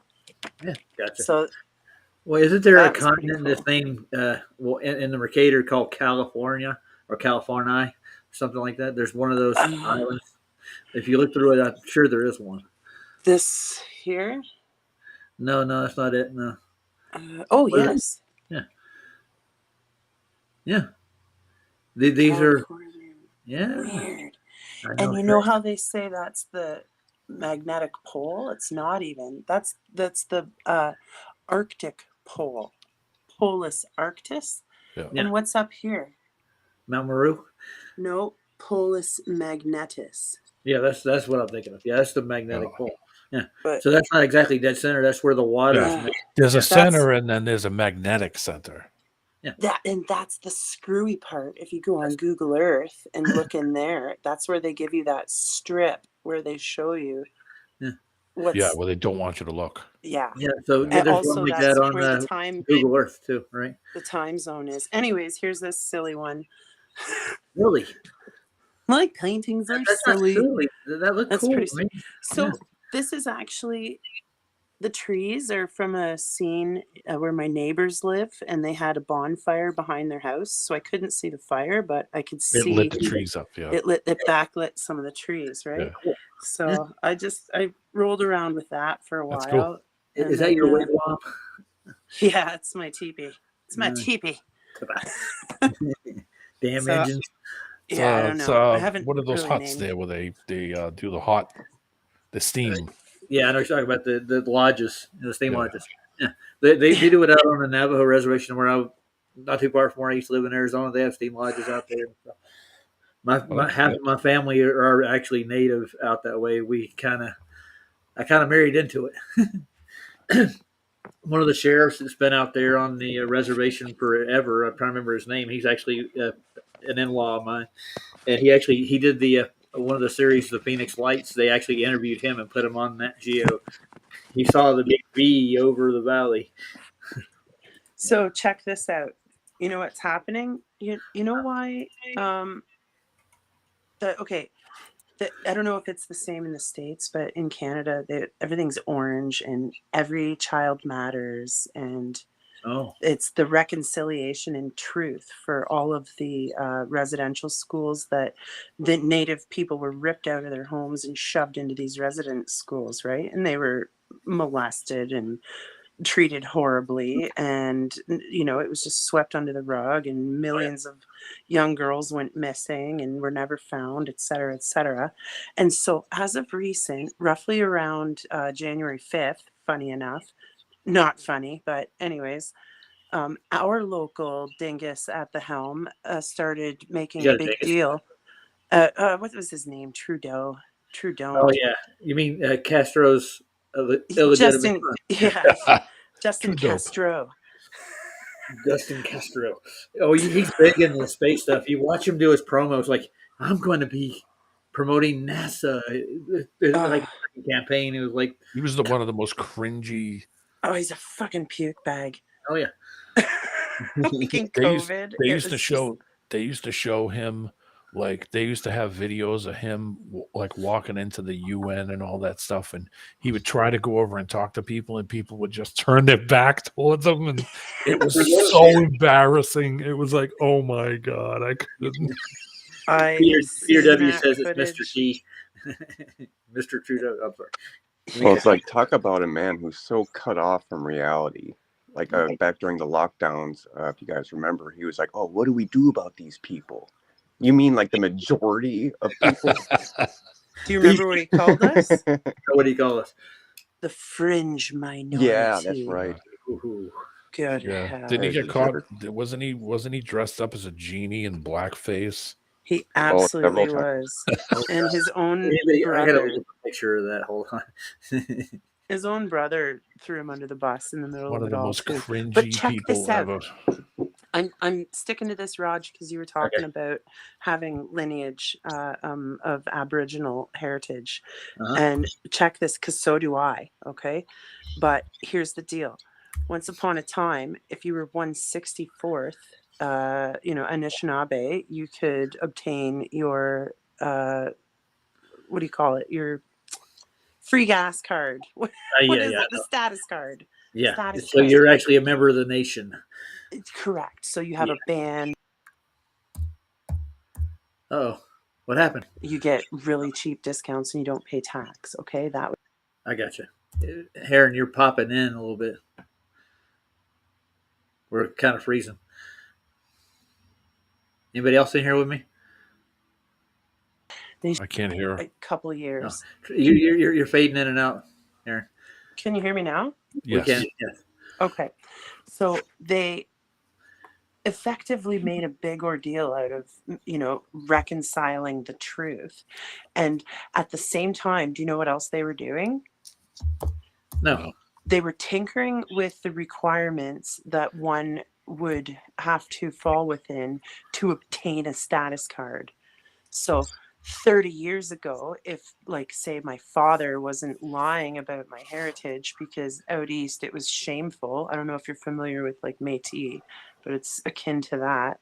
It was like 7 generations, and the 3 in the middle were just like shame. People were getting beat up. People were like threatening their own family. Don't you tell them we're native. Like, it was bad, right? Yeah. And my dad, my whole life, was just lied about it, but I knew. But anyways, 30 years ago, if I'd have pursued, because my dad's grandmother is was full heritage, I would have been able to obtain a status card. Now, do you know what they've whittled it down to? What? There's 2nd generation Anishinaabe people that are struggling to obtain their status cards right now. So basically, they're washing clean with their sorries any future. Because once all the people with status card dies, what happens? Well, then And no one new is getting in. Bye-bye. Yeah. Like, So that's my little. I've been sniffing around in that respect. Well, they were doing that with the Aborigines in Australia and New Zealand for a long time. It's so dirty. It's They so have dirty. they have Native Americans in upstate New York, and they have Native Americans in northern Vermont and northern New Hampshire and Of northern course they Maine, do. called the Penobscots. One of the guys I work with, he's his father's Penobscot. 100%. I've never heard of the Penobscot tribe before. Just trying to, It's the northeastern Native American. It's Maine, primarily Maine. okay. So you say go to 105 in here? 105, yeah. We'll take a look at it. Good old Captain Bob. Captain Bob. This is what I used to watch when I was a kid. Drawn from Nature with Captain Bob. 1976. Good God, I was only 6 years old when this came out. Whew. It's been a while. Is this almost a half a century? They were when I saw them, they were in rerun. So I saw them in the mid 80s. That would explain it. Yeah, I was a teenager back then. You'd be about that same age then, aren't we, D-Man? Yeah, pretty close. I'm feeling older by the moment. Hi everyone, Captain Bob here with some more answers to more of your questions, nature questions. I have a good supply of them, and we'll find out more about this world we live in and make a fine sketch together too. Gather round and welcome aboard. Arr!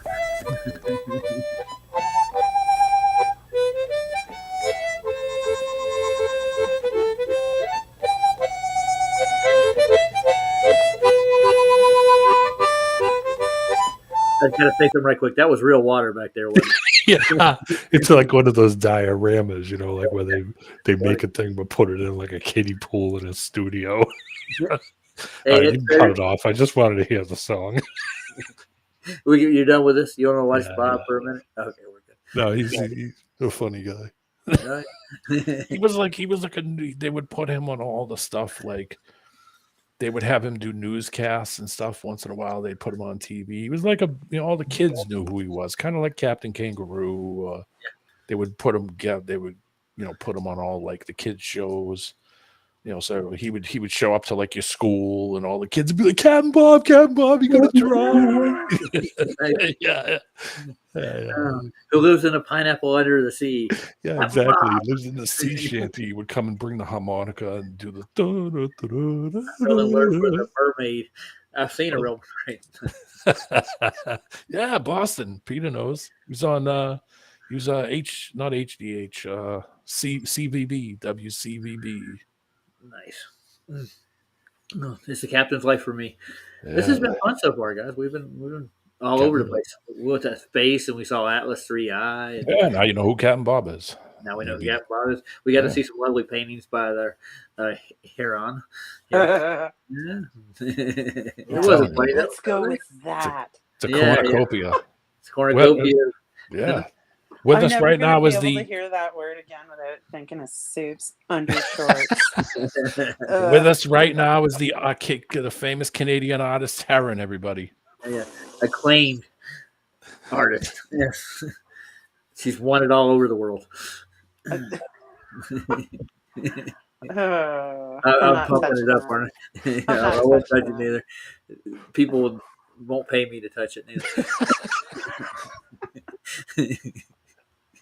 What was the Alpha 16 put one in? Heron, I learned something. I don't want to put you on the spot, but I was reading the chat earlier, and you said you had an unusual pronunciation for a particular word that is a food. A food? Vegetable. Potato. Okay, potato. Potato. Yeah, Potato. my sister says the same thing. She says tomato, potato. But the newfies really grind it in. They're like, potato. What's for supper, Ma? Oh, we're having some pork chops and potatoes. You know what I had for dinner? I had a lobster brisk. Ooh. Yeah, got it at Walmart. Did you have a Merlot with it? And no little violin music. No, mandolin. I drank a soda and had some crackers in it. That was it. Ah, come on! You should have went all the way. Lobster what? Lobster bisque. It's just a soup. Ooh, yeah, it's like a tomato soup. I know exactly what bisque is. I just didn't hear it. Yeah. So you got it at Walmart? Hey, all they do is take the leftover lobster, like the shell and the leftover meat you Bits. can't eat, and they Yeah. cook it down, make it into a bisque. It's Sorry. a poor man's Sorry. food. Let me get this straight. Your Walmart has lobsters? No, Yeah. Okay. not here. I wish I had lobsters in the Walmart. My Walmart has lobsters. They do? Huh. Yeah. That's like an Maybe they got oxymoron. frozen lobsters by looking in the freezer section, but they've upgraded them now. They've got glass around all the milk. Dairy. You got a glass door you got to open to get to it. To stop all the milk thieves.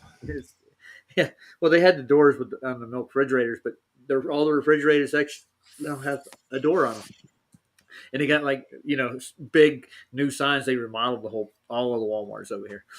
They made them look fancy. They took all the fake wood floors out of the center of them and made it all polished concrete. Oh, they did that to ours too, but they installed the wood floors they took out of the American ones. Mm. Well, that's nice. Well, you're next in line to get it polished concrete in like 5 years, like when they get tired of cleaning them. Our Walmarts are just one reno behind. Damn it. Yeah, they have digital menus now over the deli section where you can order. You get your cafeteria. I know, because talking is so inconvenient. Yeah, I know. You just got to read that digital menu. We'll tell you what we got on. You can't see it through the glass in the front of the deli neither. You can't see the actual item you're wanting to get and point at it. I want some of that. You know, they don't want you to see the one-armed wooden leg, the man. Oh, some of the girls back there are really nice, though. If you go back in our deli, they're a little rough around the edges, but they're still like cafeteria workers. David Koresh said, "I don't know if I want to eat a Walmart lobster." Come on, they're fresh right out of the sea. Right out of the sea from 2 months ago. Yeah. Like, aren't you in Colorado? Yeah. Isn't that kind of like Middle-y? Yeah, right dead center almost. Yeah. Pretty much. Arizona, Nevada, Colorado, like this 4 squares in the middle of the thing. Yeah. Yeah. Mile High State. Oh yeah. It's not like you're a skip away from the pier. Oh, when I was growing up, I lived in the Carolinas in my teenage years, and what they do is they have fish camps. You ever heard of them? Mm-mm. Oh yeah, when you go, like they got kids fish camps in Massachusetts. Well, there in the Carolinas, they would like in the Piedmont and the lower parts, they would actually fly in fresh seafood to the camps, and they would serve up fresh seafood, and you get it by the pound. You get like an order, and they would deep fry most of it. Like we deep fry clams, oysters, shrimp, scallops, and these plates are huge, dude. They're like massive mounds of this crap, and that's what we do. Like once every month, we would go to a fish camp. There was like a Crowder's Mountain Fish Camp. It was down right in the mid Piedmont, and they get Cessnas and they would fly in their food just seasonal, and they would serve it there. You can go year round, but it wasn't as good. If you go in the spring and the summer, you get fresh seafood, and it was some of the best stuff I used to eat when I was growing up, and it was deep fried, battered, and everything else. Oh, yeah. But hell, it tastes good. And they would have tanks with fresh lobsters in them, and you could pick one and you could have them cook up a lobster if you wanted to. Traditional seafood style stuff. It ain't Red Lobster. Red Lobster gets all their stuff frozen, packed, and flown David in. Koresh said 3D printed lobster and shit. Ask Sean Hawkins about that. And he prints up all this stuff. Sean Hawkins has a 3D printer. That's his claim to fame. He sits around. He'll do shows on him printing whatever he wants. Anything he wants to model up, he'll How print come he it never out. creates an action figure of himself? That would be cool. What was his name again? His new one? Sergeant Rock of Easy Company. There you go. He could make that action figure. Sergeant Rock, when I was a kid, I actually still have some of them in my garage. Comic books where Sergeant Rock, it was like a World War II comic book. And Sergeant Rock would, it would show him battling all the Nazis and stuff. It was like an old comic book from the 50s, 60s, 70s, 60s, 70s. Yeah, think about the press, though, the way they do things. The Nazis weren't the bad guys. They always present the good guys as the bad guys and the bad guys as the good guys. Well, think about it. I mean, how many white nations have we ever attacked? None. One. That's it. Which one was that? Oh, yeah, Germany. One. Well, and the Italians. Yeah. I think we attacked a lot of Asians, too, in the process for some odd way. Yeah, we seem to don't like brown people. Yeah, but Oh. they were part of the axis of evil. The Axis. Axis.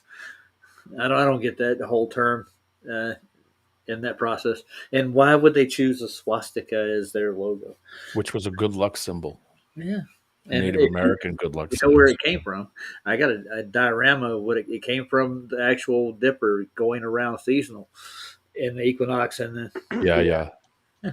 Okay, so I want to position something on that subject. Now, during COVID, here in Canada, we were seeing videos of China, and they looked like the most oppressed MRFers out Oh, there. yeah. Like, oh yeah, did they you? are. But Yeah. some of the stuff we were seeing was all theater, and I didn't find out till after. Now, Yeah. having said that, my grandmother, my Oma, who was born in Romania in 1929, when she got together with my Opa from Hungary, they were fleeing to Germany because the war was crazy where they were. And flash forward to me being a nosy little snotty 6-year-old kid asking her about it. She, Go ahead. I swear to you guys, she's like, no, we loved Hitler.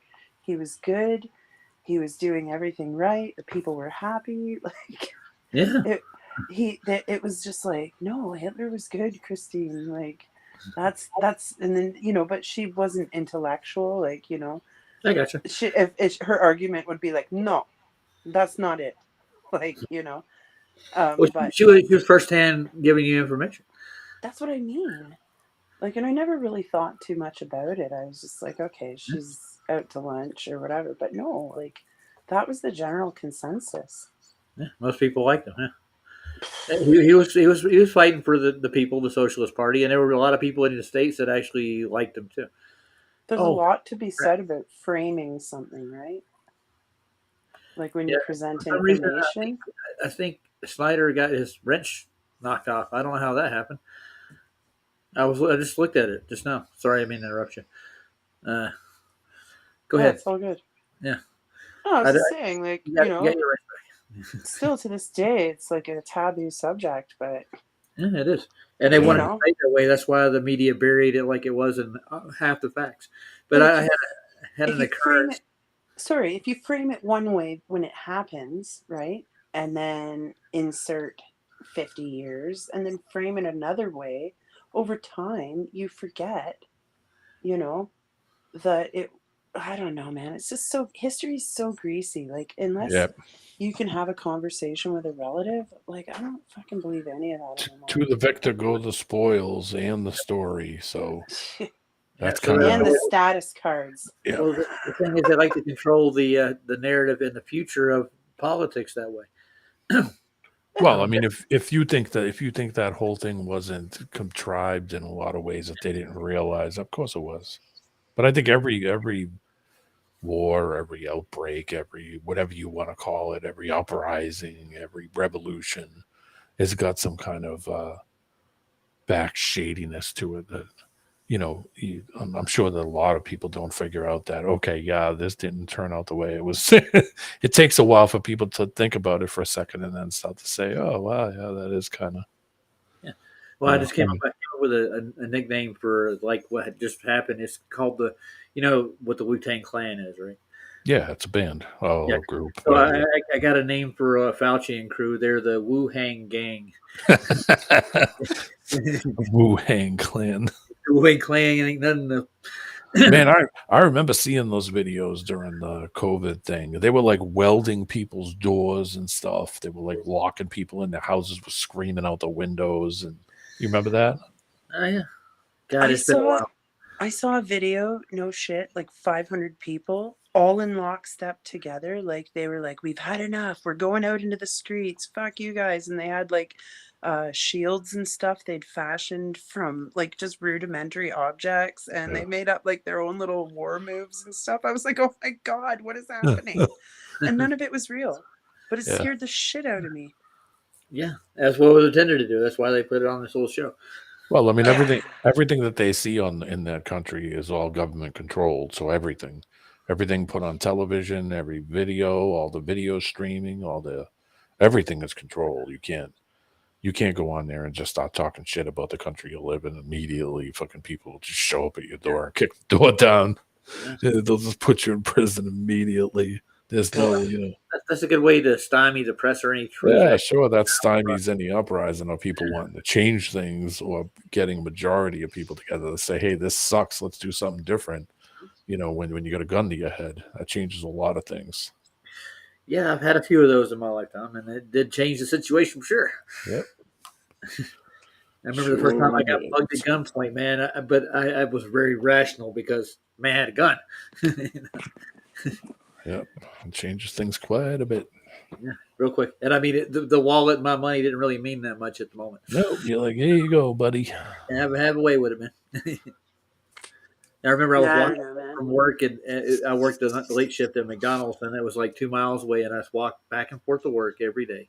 And I did the closing shift, and I lived in the north side of Charlotte, which is probably the roughest side of town. Not really thinking about it, but I had a guy stop me on the side of the road. You want to buy a bag of weed?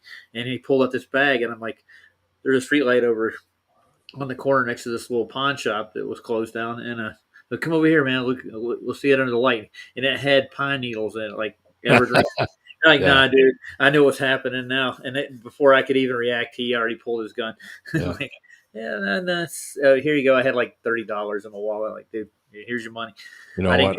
I had somebody tell me when I was a kid, always carry a dummy wallet with you. Yeah. So that way, if something happens and they reach in a pocket to do something, they grab the wallet, they're going to run. So as a joke, I used to keep a dummy wallet with Monopoly money in it. That's really smart. Make money.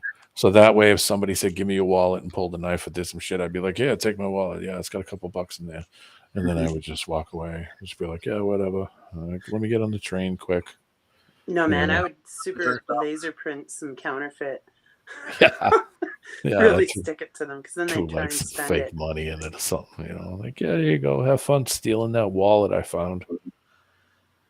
Yeah, nice. Funny. Yeah, I was going to answer Spider right quick. Yeah, that's happened to me like 3 or 4 times in my life.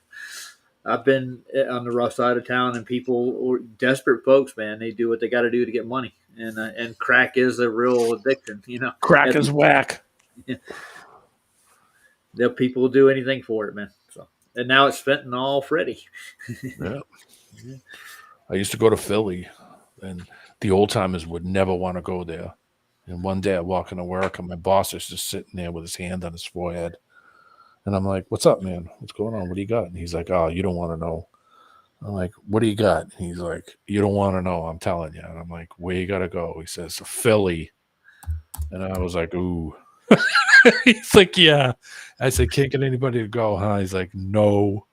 And it's smack in the middle of that crack alley. And I was like, all right, come on, let's go over to the computer and look it up on like Google Maps.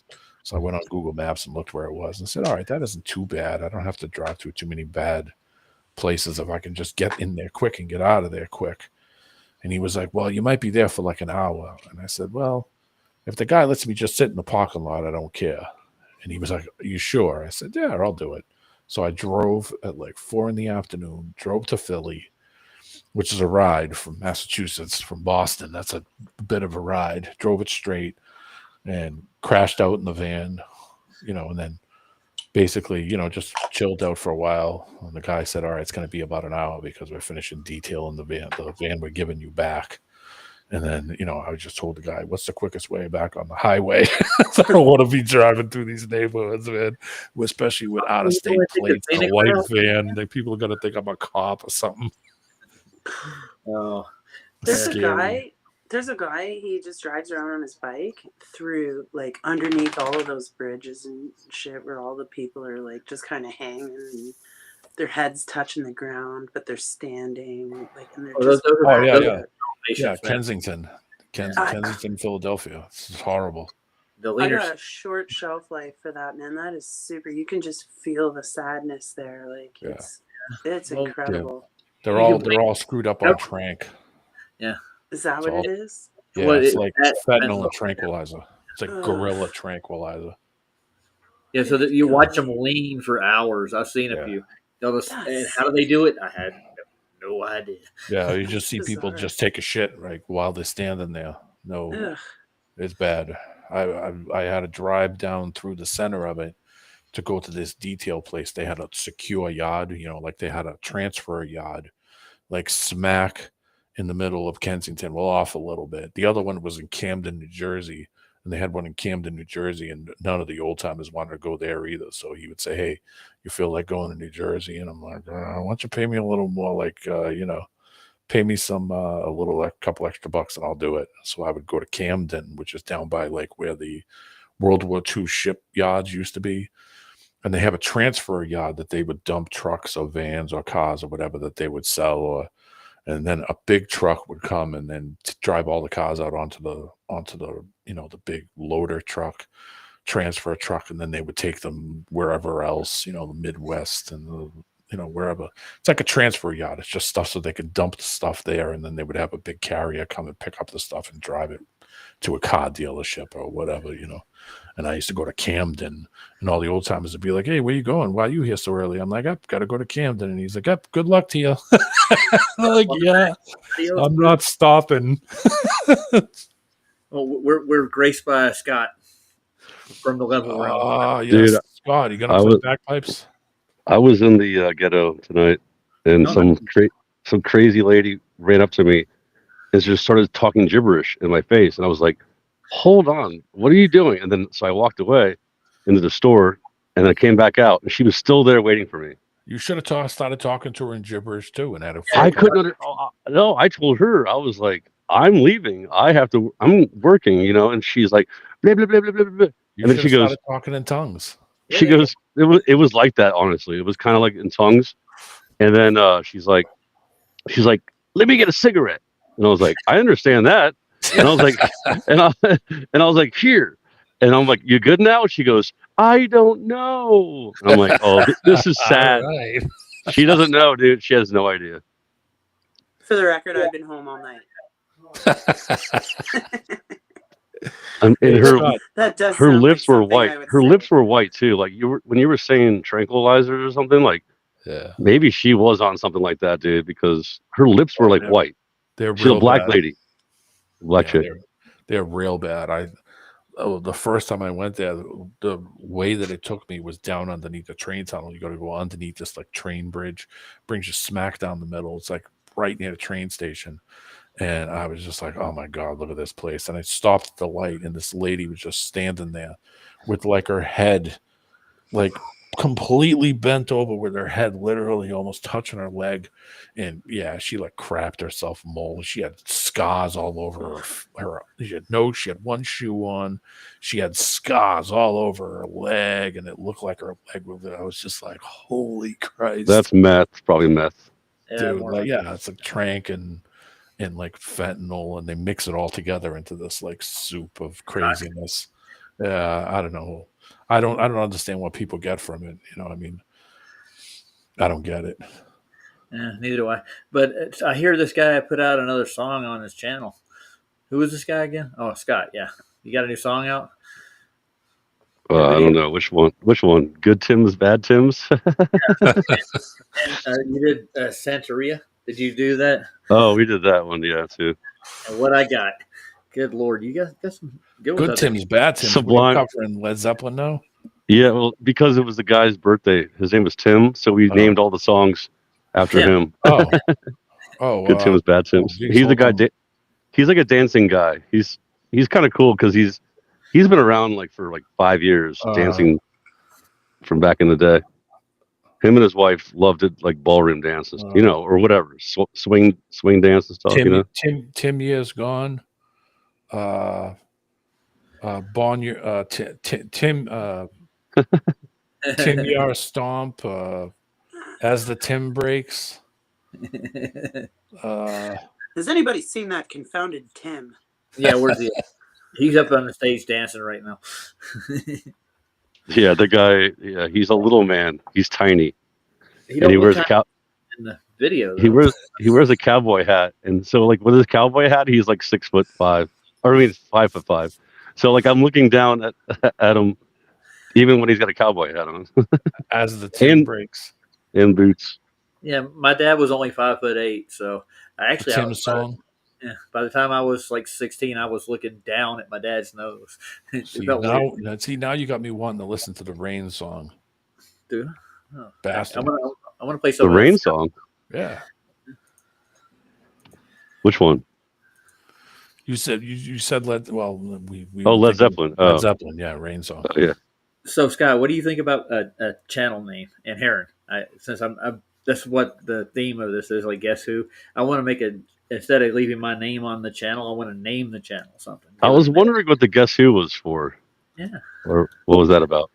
Well, it's basically about trolls, but yeah, because they can. Oh, because I heard you guys talking about Simon Says, and I'm like, is this like a show about old games that we used to play when we were kids? I'm doing Mandela effect on games.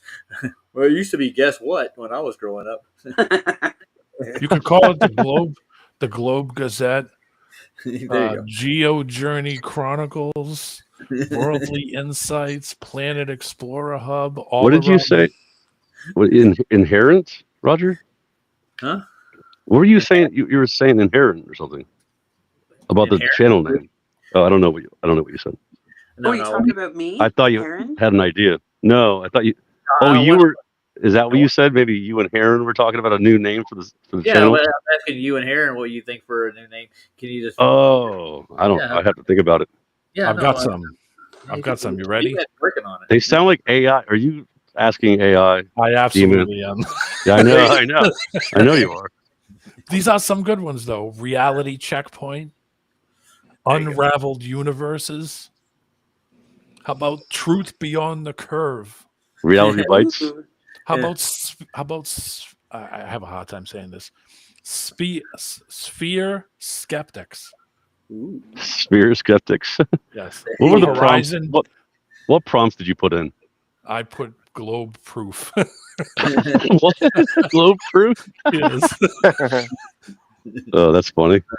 How about Proof or Ploy? That would be a good one. Then that way you could work it out and decide whether it's proof or ploy. Yeah. Is it a red herring fallacy? Yeah. That would be a ploy, right? To The get you- horizon debunked. Well, yeah, the geometric horizon has been debunked. Unraveled universes. There you go. How about reality checkpoint? Yeah, that sounds like a good one. But I mean, I want something. Just something- Checkpoint. Checkpoint. Yeah. It's like you're getting a DUI, except it's like for reality. So we could just turn it around and go checkpoint reality. Okay, I got one. Okay. Galactic intervention. Ooh. Ooh, I like that. There you go. Galactic Intervention. Yeah. Well, intervention. the original name I thought of was Beyond the Imaginary Force. How about globe proof gurus? Ooh. What do you How mean? about- That would be like for the other guys. How about Rogers verification vault? Yeah, there you go. We'll only put it on if we can verify it as truth. No. Well, I think Rogers we've Proof learned something. Parade. Yeah. We've learned that AI does not know how to name things. Well, don't blame the AI. Blame the person typing it in. Yeah, it's going with your algorithm. It's like, what is he looking up on the internet? Oh, this is what he wants. Rogers Rational Realm. Ooh. This should be like an ongoing thing. So we have to do this for like a month. Yeah. And then we come up with the best ideas, and we have like a countdown or like a vote. You know what I mean? We'll Is make it. anyone writing this down? No. None of them were No. good so far. Yeah, somebody write this down. This is good. Hold on. Let me get up the whiteboard right quick. I'll do a better. I'll write it out. Ed. How about the Globe Evidence Hub? Or how about Globe Trotter Truths? How about level means curved? There you go. That always makes me laugh. How about Rogers Proof Parade? Parade. Hold on, we got 33 people watching. Hold on. That sounds super. It's more like a poop parade. The poop parade. Yeah. Yeah, you know what that means? A bunch Yeah, I of know. gays. Poofy. A bunch of Yeah. gays. Well, you're wearing a Oh, real you're wearing a real frilly shirt. Oh yeah, Poofy. absolutely. Left like Prince. Anyways, we looked up what poof means in English, Old English, and it's because of flatulence they call the gays poofs because they're constantly. Ew. Yeah, that's where it comes from. Oh, Ew. Yeah, well, blame AI for that one. There you go. Oh. That's lovely, isn't it? Yeah, Anyways, I'll enough give you about- the link to it so you can just type in random shit and get something from it. well, I got Gemini over here. I could look up if I wanted to. I'd rather not, but I could. Why don't I run it through my algorithm right quick? What would be Ask a good Ryan. YouTube? Ask Ryan to talk to his girlfriend, the AI girlfriend he's got. I got the Yeah, best. girlfriend. I got the best name for the channel. You just did it. Ask Roger. Ask Roger. Ask Roger. Ooh, Ask Roger. Send Roger your that. questions. Roger. No, Yeah. there's already out there with that name in it. I don't want anything to do with it. That sucks. He was over on Roger Drunk. this. How about Roger? Roger. Yeah. Roger. What's your vector? Yeah. Oh, that reminds me of the Clone Wars. I took my youngest daughter to see that. She went on a field day with that. She's like, Roger, because remember the little rolling drones that we go, Roger. Oh my God. George Lucas should come back to life. We should go. Is he raise- dead? I think. Wait, he's not. No, he's not. George still Lucas is not dead. You sure? I'm pretty positive. Okay, I'm gonna ask AI. Let's get. All right, I'm gonna bail before this one gets ugly. Roger, thank you so much for having me tonight. Good to see you, Aaron. Ugly's in the mirror behind me. Good night, Aaron. Thank you, D-Man, Derek, Scott, and Oh, I almost said goodnight to me. I'm like, who's that? Good night, Oh. Good night, Aaron. Singing it to yourself. Night, Aaron. I'm getting off the stream, but I'll see you guys in chat. Okay. Well, we can't see you through chat. We'll read what you type. I promise. You know what I mean. I got you. Good night, guys. I can't make Right. us quip and I get shut down, man. I'm telling you. All right. Night, Aaron. It's been a pleasure. We love your portraits. They were lovely. Yeah, that was cool art. I like thank that. you. Thanks. I have more, but I don't know. They're in the garage. or Heron's something. art is available for sale also, by the way. Yeah, and only for 69 cents a day, you can keep hair and ink and paint. Okay, I'm going. Bye. Good night, guys. For 33 cents a day, you can make sure she has coffee. Quick, someone play a Sarah McLachlan song. Oh yeah. Love of an angel. Oh, these poor artists. And the one-eyed dog with 3 legs is like quivering in the back. You can get Cubby a new ceiling for only 65 cents a day. Where is Cubby? Anybody seen him in a while? I think he's just AFK for a little bit. He's probably doing Yeah, I some get stuff you. on the side. Yeah, and Saab's not really doing a whole lot. He's He's doing active. Yeah, where is Cubby Bear? Yeah. Cubby. He's working and stuff. Yeah, nice. He's working and stuff. HR. Mhm.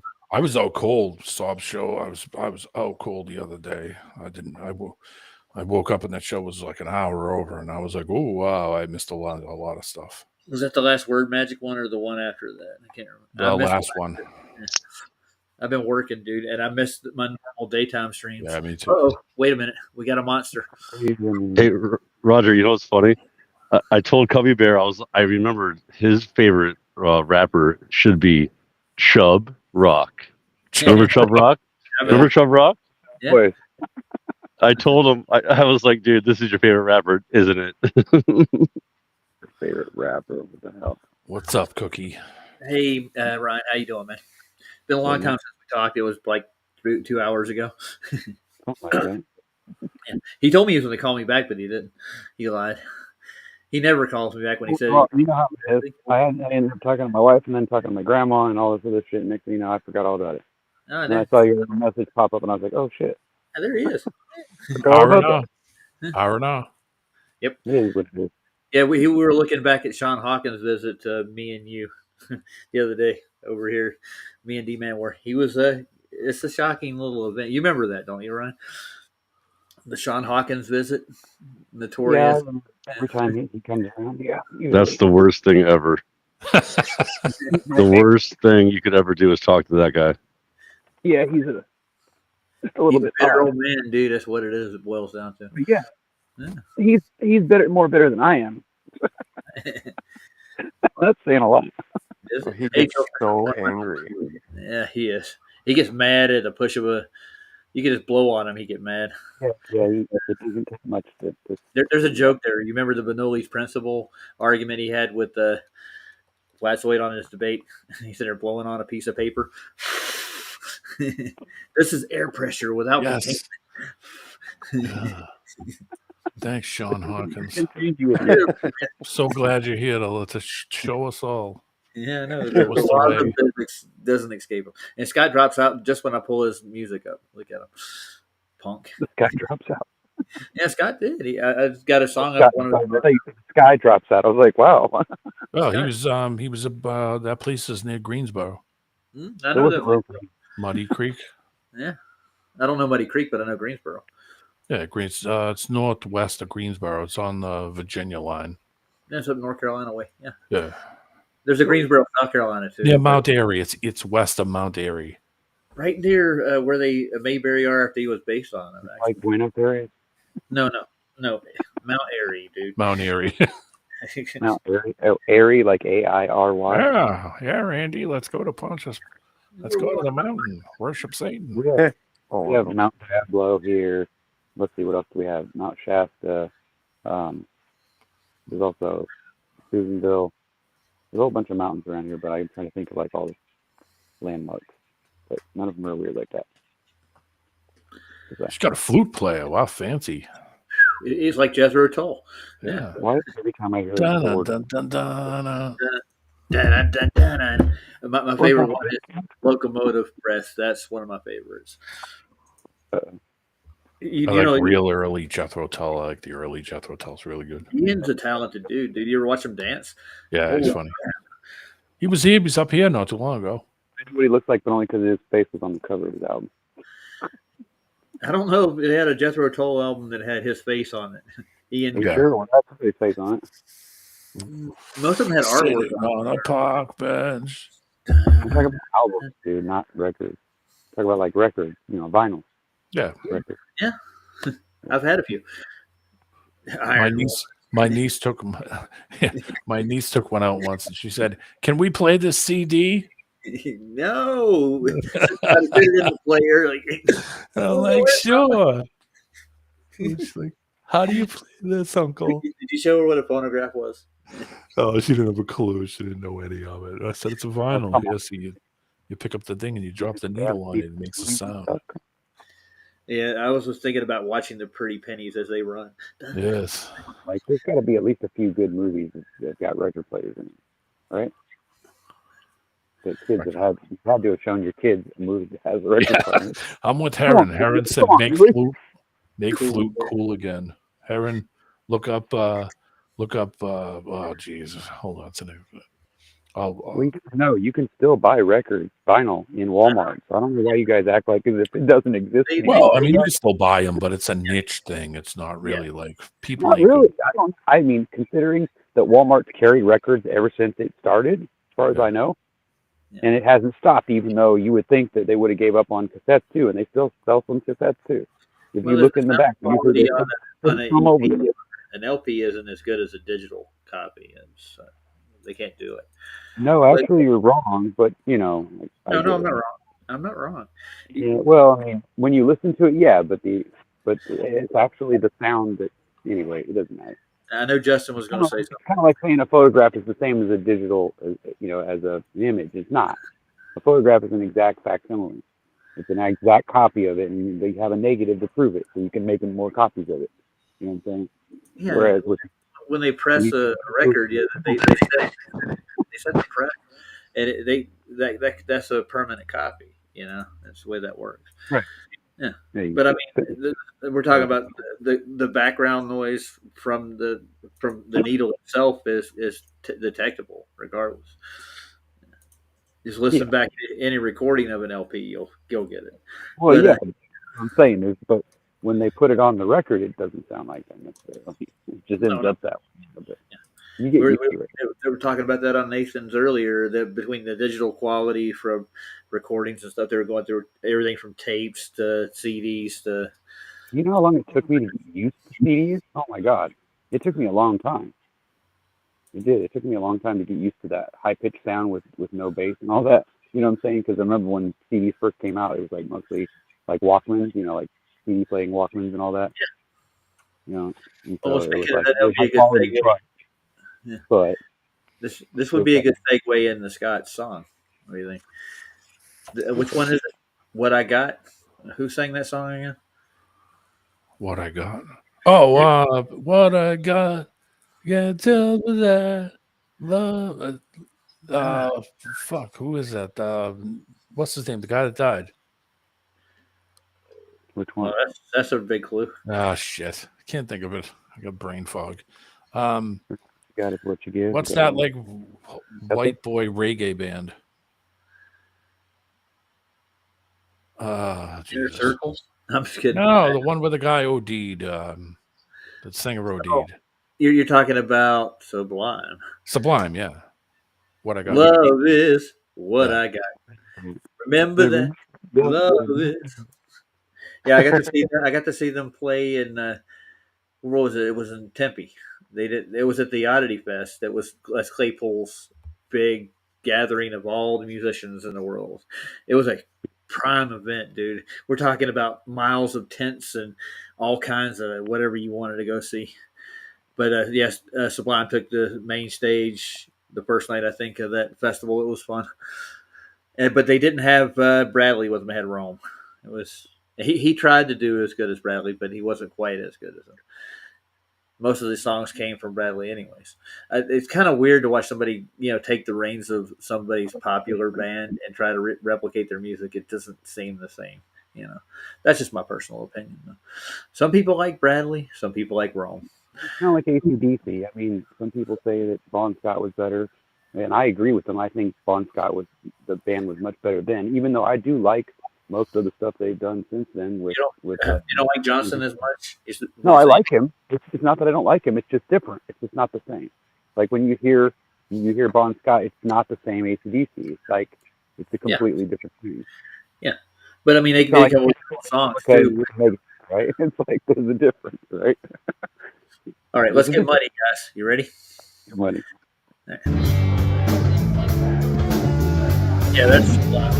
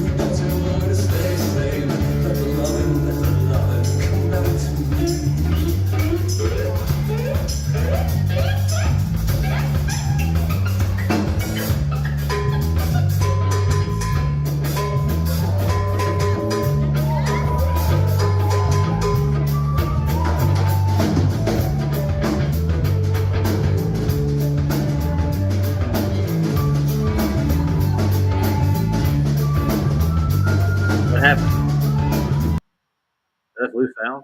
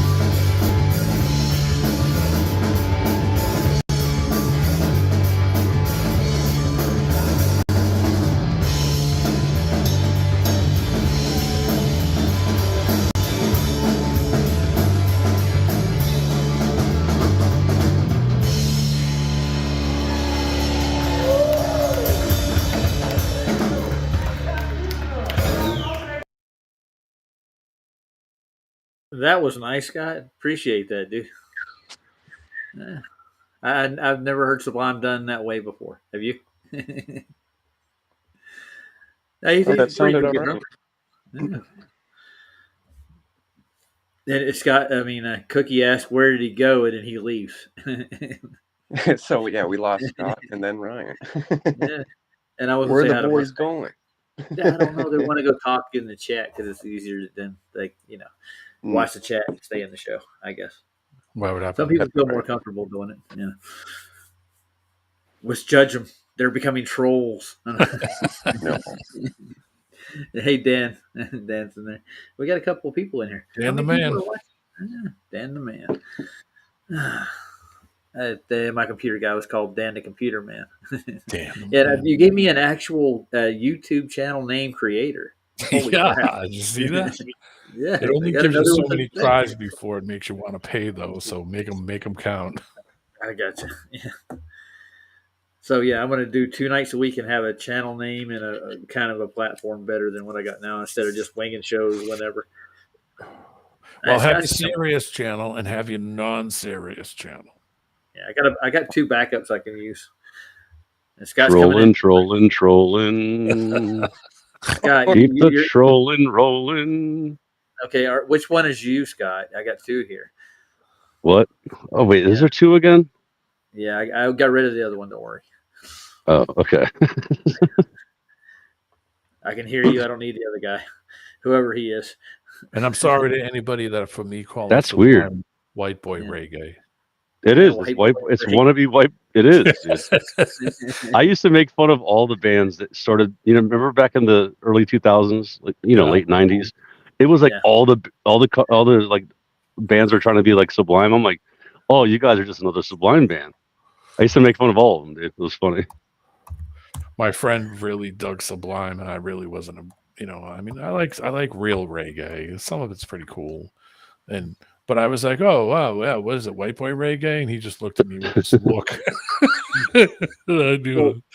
Well, the funny thing is, like, this is how it went when I went to go see them. When they played, they had 2 stages, and at one stage they had Weezer, and at the other stage they had Bradley and Sublime.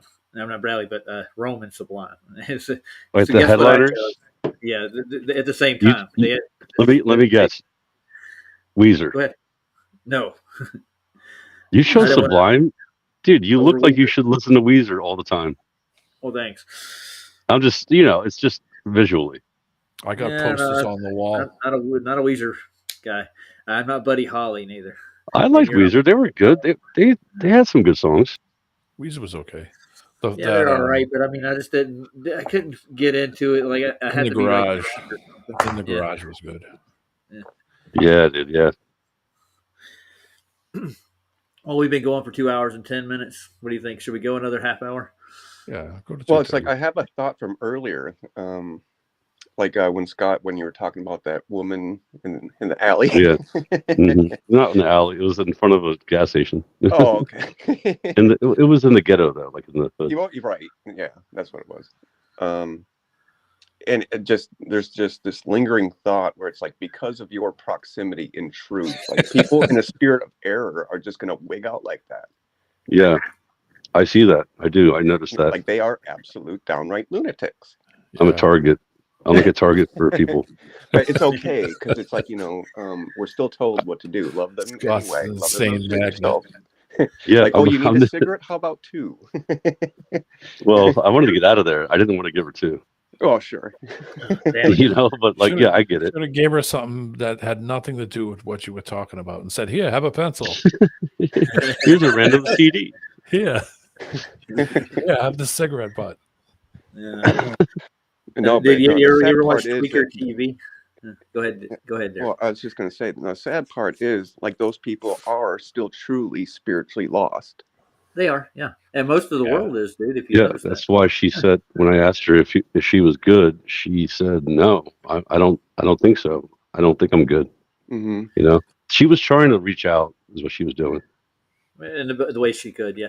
Well, Or maybe she was honestly, Roger. Maybe she was like, that's her shtick. Maybe she tries to get money off you, like acting like that. It And could really, she goes around the corner and gets in a BMW and drives home.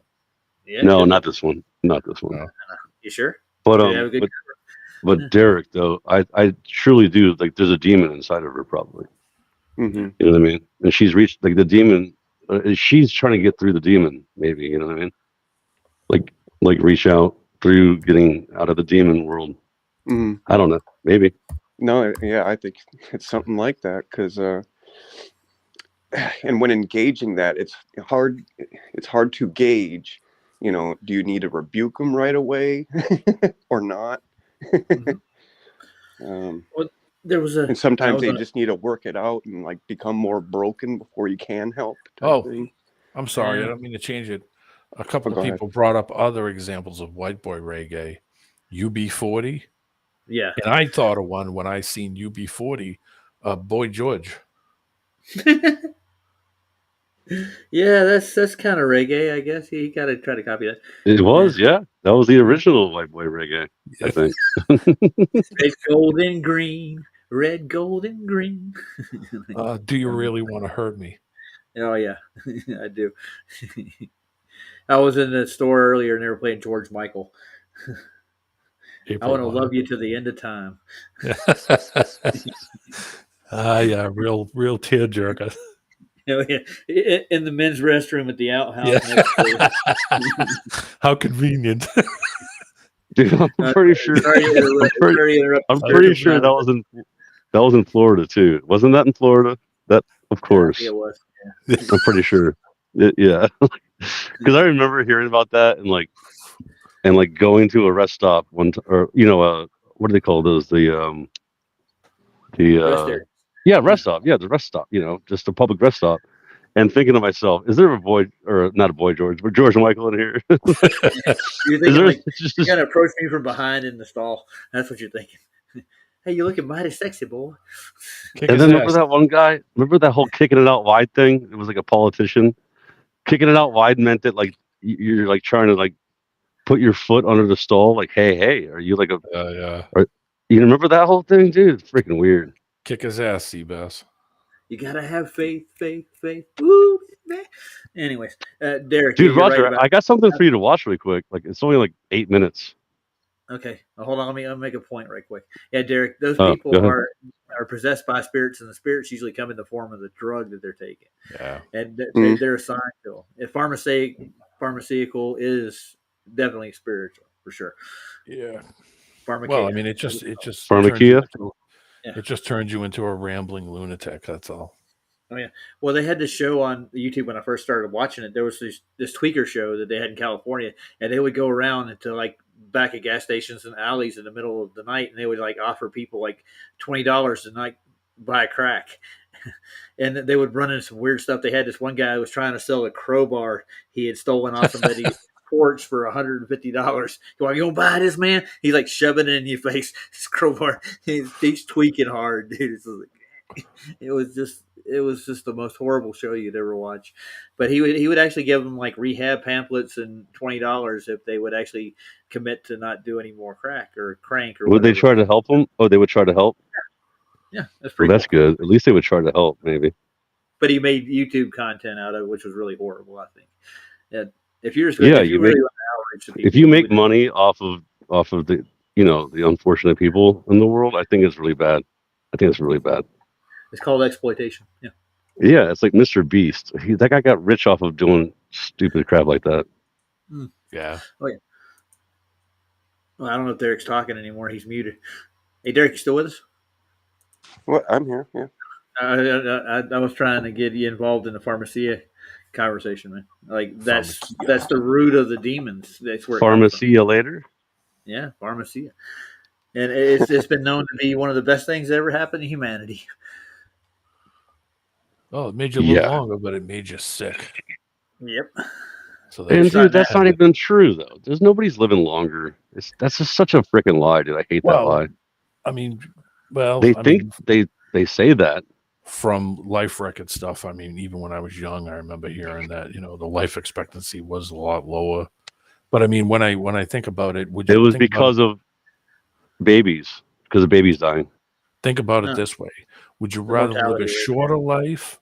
Would you rather live a shorter life and be healthy the entire time and just drop, or would you rather live till you're like 95 and live 30 years sick? Good You question. mean like from 60 to 90, like just the sick, depraved freaking life? No, of course not. Yeah. So, Like, you mean like prolonging? Yeah, they can prolong you maybe. Yeah. But no, the whole thing, that whole dying older thing, no, it's not true. Well, I could testify to something right quick. I got my mother's side of the family, my great uncle, his sister, my grandmother, and her sister. They lived to be 104, 108 years old. But by the time they got there, like my Aunt Maria, she's one that lived to be, I think, 104. I was sitting there talking to her on her porch. I was in California visiting, and she's like, "I'm just tired of this." And I'm like, "Tired of what?" Just all this crap. I keep seeing the same thing over and over again. Every year, it's like a cycle I go through. Yeah. She's like, she's just tired of dealing with the nonsense, man. And it's people that she didn't like to deal with, and she's like, she's waiting to go home, is what she told me, at like 103, 104 years old. Like, well, I don't blame you. Yeah, my mom was miserable. She was miserable at the end because she was always in pain, and she couldn't get up and do a lot of stuff, and anything she wanted to do she couldn't do because it was painful for her to do a lot of things. She had back problems and all kinds of crap, and she had replacement knees and shit. Everything was going to hell, and she was getting frustrated and depressed. Well, my mom, I think she's 89. My mom's got a replacement hip, but she has got a prosthetic breast, and I think her knee, they replaced it. But she's got a fake hip, fake knee, and a fake breast. Yeah. It's like, shit, would you rather just, go? It's the old, would you rather, it's the old burn out or fade away argument. That's all it is. Would you rather burn out or fade away? Burn out quick or fade away. Burn out slowly. fast, really bright at your peak, or just fade off and everybody forgets you. My great uncle, his name was Abraham. He was just an old pervert. Good old Uncle Abe's at it again.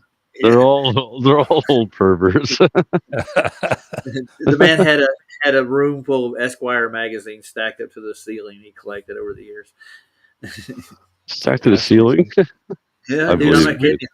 Yeah. We were smart. We would just go to the library and look at the old National Geographics. Yep. But the funny thing about my uncle, he was dude. I literally my brain will never forget that. When I was a little kid, seeing the National Geographic, that I used to, the natural. Yeah, I'm like, swinging, man. That's not good. That's not good. Put a bra on. Yeah, where are they going to get it at Walmart? Never mind. Anyways, the thing lobster about bisque from Walmart. Yeah, that was delicious, man. Actually, I got another bowl in there. It was only $2 a pop. So, what was I going to say? Oh, my great uncle. he was a millionaire. But he didn't act like one, dude. He drove an old flatbed '67 Apache that he hauled around his beehives on. He was a beekeeper. But what he did over the years was he kept honey, sold honey to Sue Bee Honey Company, and then took that and turned around and bought shares in the company every time he sold honey. So he became like 2/3 owner of Sue Bee Honey Company. Dude, honey lasts forever, first of all, and it's a natural antiseptic. It's a healer, and like, dude, imagine having tons of honey. It's like gold, dude. Yep. It is. And he would eat it raw, dude. He didn't. The stuff he ate wasn't processed. He'd process it for the company. No, you shouldn't process it. Unfiltered, unprocessed. Well, they prefer it because it's more palatable for the public's purchase. They're used to that taste, I guess. They don't know what raw honey tastes like. They don't. David Koresh said, "Oh, I should have burned out." There was more to my story, guys, that I was trying to get to. What do you do with those Esquires? Like the pictures he wanted to save, he would put like $100 bill inside of the. And so me and my brother, when we visited him in South Dakota, we would go through the Esquire magazines and look for like 50s and 100s in there, and we'd pull them out. And then we go down to the store and buy shit, and he would never even know. But that was when I was a young, stupid kid. I wouldn't do that now, personally. But he's a millionaire. And the really funny thing is when he passed away, he left all the money to his sister, and they ended up giving it to my aunt. She invested it. I don't know where his money is now, so. Probably long. My aunt got rich. Yeah. Well, she either invested it or somebody like Will Duffy came along. Oh, we got a deal for you. Yeah. Invest in this, and this. Yeah. My aunt's pretty wise though when it comes to it. She likes to either put it in savings or a long-term investment. So. Yeah. All right, you want to watch something? You want to watch something, Roger? Great. Yeah. What do you got? All right. So the founded Earth Brothers, FEB. They used to be Flat Earth Brothers. Now they're founded Earth. Are you subbed to them, right? No, I'm not. I don't think so. I might be. I don't know. Look it up. It's the newest video. It's really good. The founded Earth Brothers. All right. Yeah, you know who they are. Right, you missed the great footage that we had at Atlas earlier, man. You missed no, it was amazing. I chose not to call in then. I'm so tired of hearing about this thing. It's so retarded to even talk. You should have seen those pictures, man. I mean, it was. I know. I've seen them. Yeah, we paid a lot of money to look at that for some reason. $40 billion was amazing. Yeah, that was funny when that one guy he's like, oh, the money they have to look at Mars, and like, what are you talking about? Like, he believes it's like the politics people. It's like believing in politics, the same thing. Oh yeah, we were talking about the latest politician, Mr. Shiva, that's getting involved in our group. Oh jeez, dude, I got a bad vibe about that guy from day one, and look what happened. Tell him all about him. He knows him quite well. Oh, he's a politician, Massachusetts. Yeah, I know. I heard you talking about it. Like the guy's become a billion. He's become a multi-millionaire from losing. What did he create? Oh, he says that he created email. Yeah, so-called. Did he? No, he did. He did. I don't think he did. It's like saying It's like saying Al Gore created the internet. Yeah, same thing. Yeah. Yeah, same thing. He's a failed politician. He ran for every office in the state of Massachusetts and lost every single race he's ever gone into. Everything he's ever done has been a complete failure. Oh, he's become a millionaire in Massachusetts. I forgot. Yeah. So Scott, the latest video that the Founded Brothers put out, the most soundproof of the biblical earth. Is that what you're talking about? That's their latest video they got out. No. Pretty sure it's not it. There's one on the firmament captured in video. Let's see. DNA was taught. Founded Earth Brothers. Yeah, I'm there. Okay. It should be. It's not called that. Show it on the screen. Show the channel on the screen. All right, I'll show it to you. Let's put it to you this way real quick. He's a tool to be used by the political people in the state of Massachusetts, Republicans and Democrats, when they're in trouble. So they pull him out of the woodwork, and all of a sudden he's running, and it pulls some people from. So that is it. Yeah. Sorry. He's a kingpin. That one right here. The first one, yeah. Go ahead. That's what he gets everyone. paid for. Hope you guys. Huh. He makes money from doing that. Now, I can't say that's a definite, but he's never lost a penny losing. Yeah, so he's not invested at all. He has investors that Yes. put him in there. Mhm. I've heard of this one before. Yeah. Yeah, and that doesn't work on. Well, everything curves on the ball. But that's No, what he that does a says. good job. It's a good little clip of what I've been talking about for a long time, underwater. Because underwater, the whole thing is different. You'll Under see. the sea. All right. So how Under the sea. How am I going to pay? How far am I going to play? 8 minutes? Yeah. Oh well, start from the beginning. I mean, it's only 8 minutes. I mean, the end is nothing. Yeah. The whole thing is like 9 minutes is what it looks like. Yeah. Yeah, so it's about 7 minutes of actual what you want to watch. I got you. All right. Here we go. Hold your breath. We're going underwater. I was doing great. I have been going through and compiling I proofs know these guys. Yeah. of biblical cosmology, and I was hoping to do a video talking about all of them, and I still plan on doing that in the future, but I wanted to share two of them that just blow my mind because they are very powerful, and it's similar to what we've talked about in the past that our good friend Ben from Taboo Conspiracy has shared in regard to the songs of the humpback whales traveling, 4,000 miles, which is impossible with the globe model because sound waves travel in straight lines. They can bounce off of things here and there, but for the most part, they travel in straight lines and they're not going to be bouncing off of the surface of the water efficiently enough to travel that far because there should be a 495-mile mountain of curvature blocking them at that distance.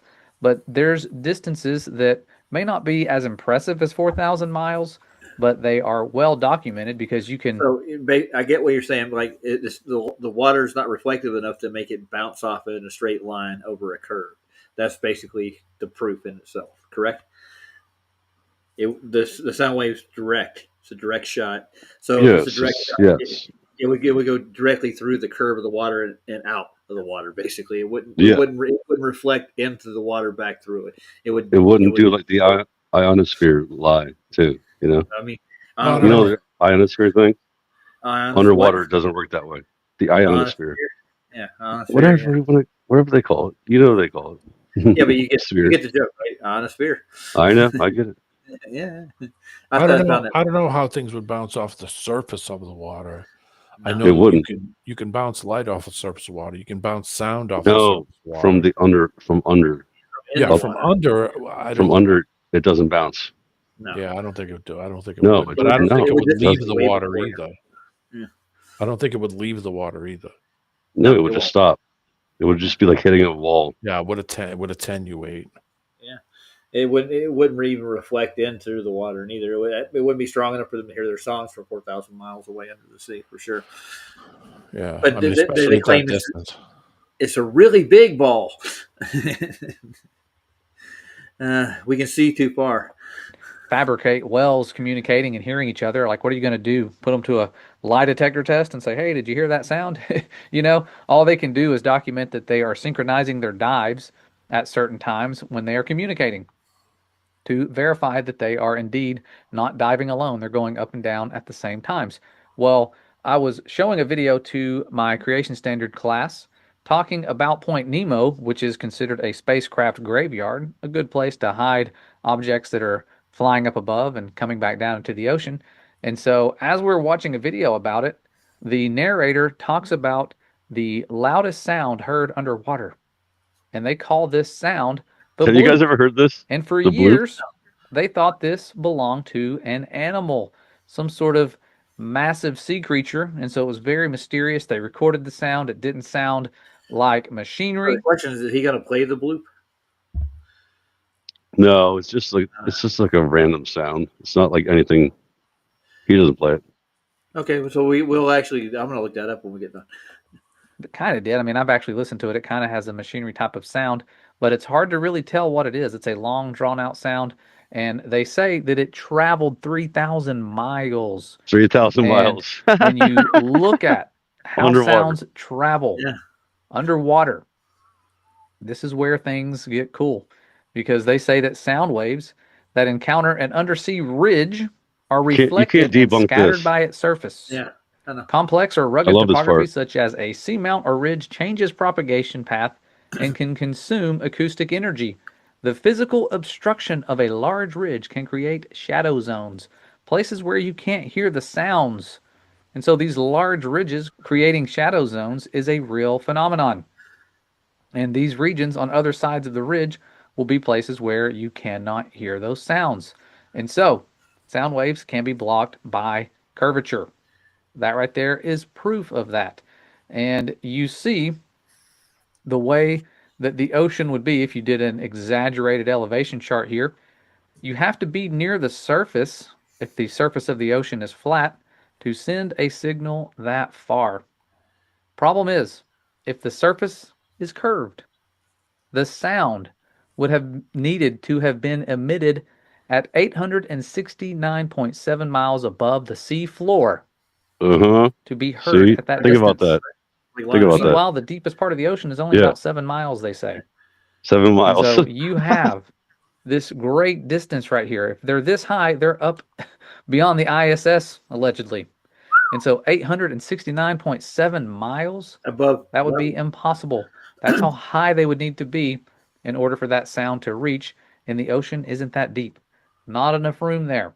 And so the reason for that, this loud sound traveling that far, is because the surface of the sea floor has already been mapped out by the Geological Society of America. This is awesome too. They This did is this awesome. back in 1959 before we were pretending to go to the moon. And Look, you can it's all see their flat. data. Flat surface, It's like elevation changes on the bottom. Yeah. All Oh, across look. the Oh, no. entire Atlantic and everywhere that they went. And so Well, you can see here, here's things like the Those are all- mid-Atlantic. Even in the 1600s, they did soundings across the Atlantic, and it was as flat as could be back then too. So, yeah. Yeah, dude, it's funny because these retards don't think about this kind of stuff. No.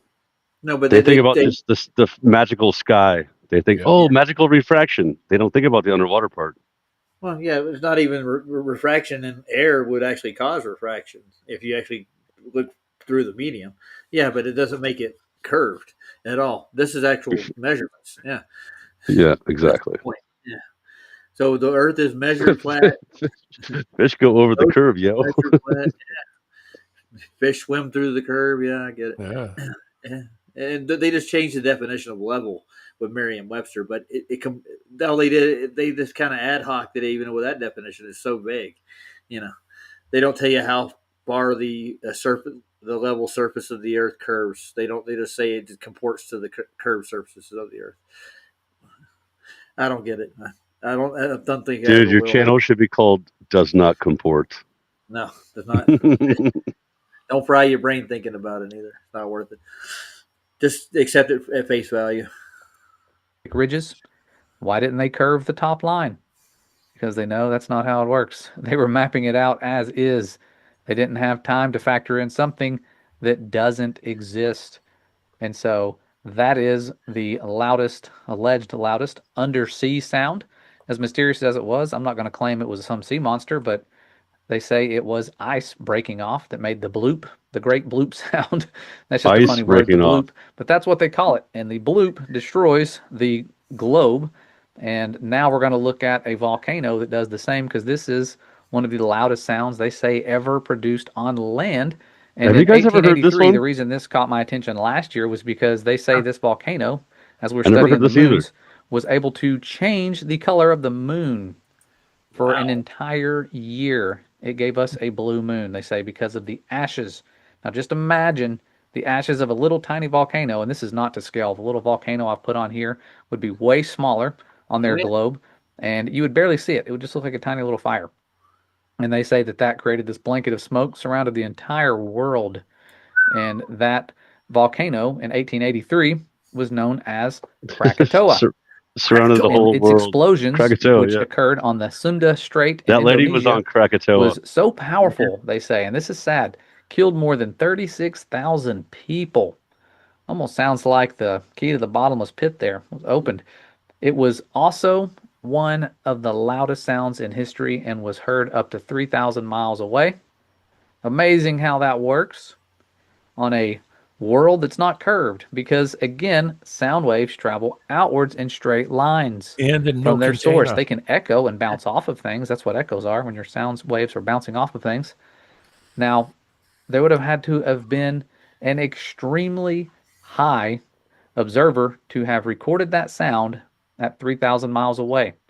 They would have needed to have been at an elevation of 970 miles, because 970 Krakatoa, miles. its elevation was only 2,667 feet in height. And so the horizon would have been about 63 miles away. And there would have been over 5 million feet of curvature between the volcano and the person hearing the sound. Could not have been heard at 3,000 miles away, unless the world is not as we are told. And so these are just some simple proofs of biblical cosmology, things that can be shared and hopefully easily understood by people who are skeptical, because we have shared things in the past like line of sight signals traveling across the entire Atlantic, and the excuse is refraction, and that it's bouncing off of a barrier that they had to invent called the ionosphere. They invented that, and it wasn't called that back then. It was called the Heaviside or Heaviside, however you say the name, barrier. And that barrier had to have been Heaviside. invented to save the globe, Heaviside because of it. he was told, Guglielmo was told, that it would be impossible, first of all, to do that. But he did it anyways. And they argued that, curve is going to be in the way. Don't try it. He did it. And he used a 400-foot tall kite flying apparatus to make sure that it was above any obstructions.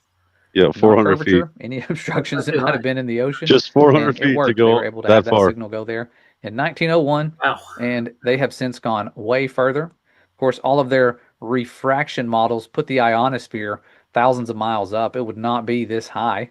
It would be much Think about closer, this for a second. like way All right. closer. Like, Once it hit the ionosphere, it would attenuate. Supposedly, it would slow down. The And signal. it would bounce down way, like, see this, he's showing like the angle thing too.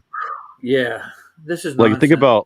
think about how 62 miles above, like, what is the circumference again? Well, it's around 30 40,000, 39. 40,000, right? Yeah. It's a 39,603 officially. Yeah.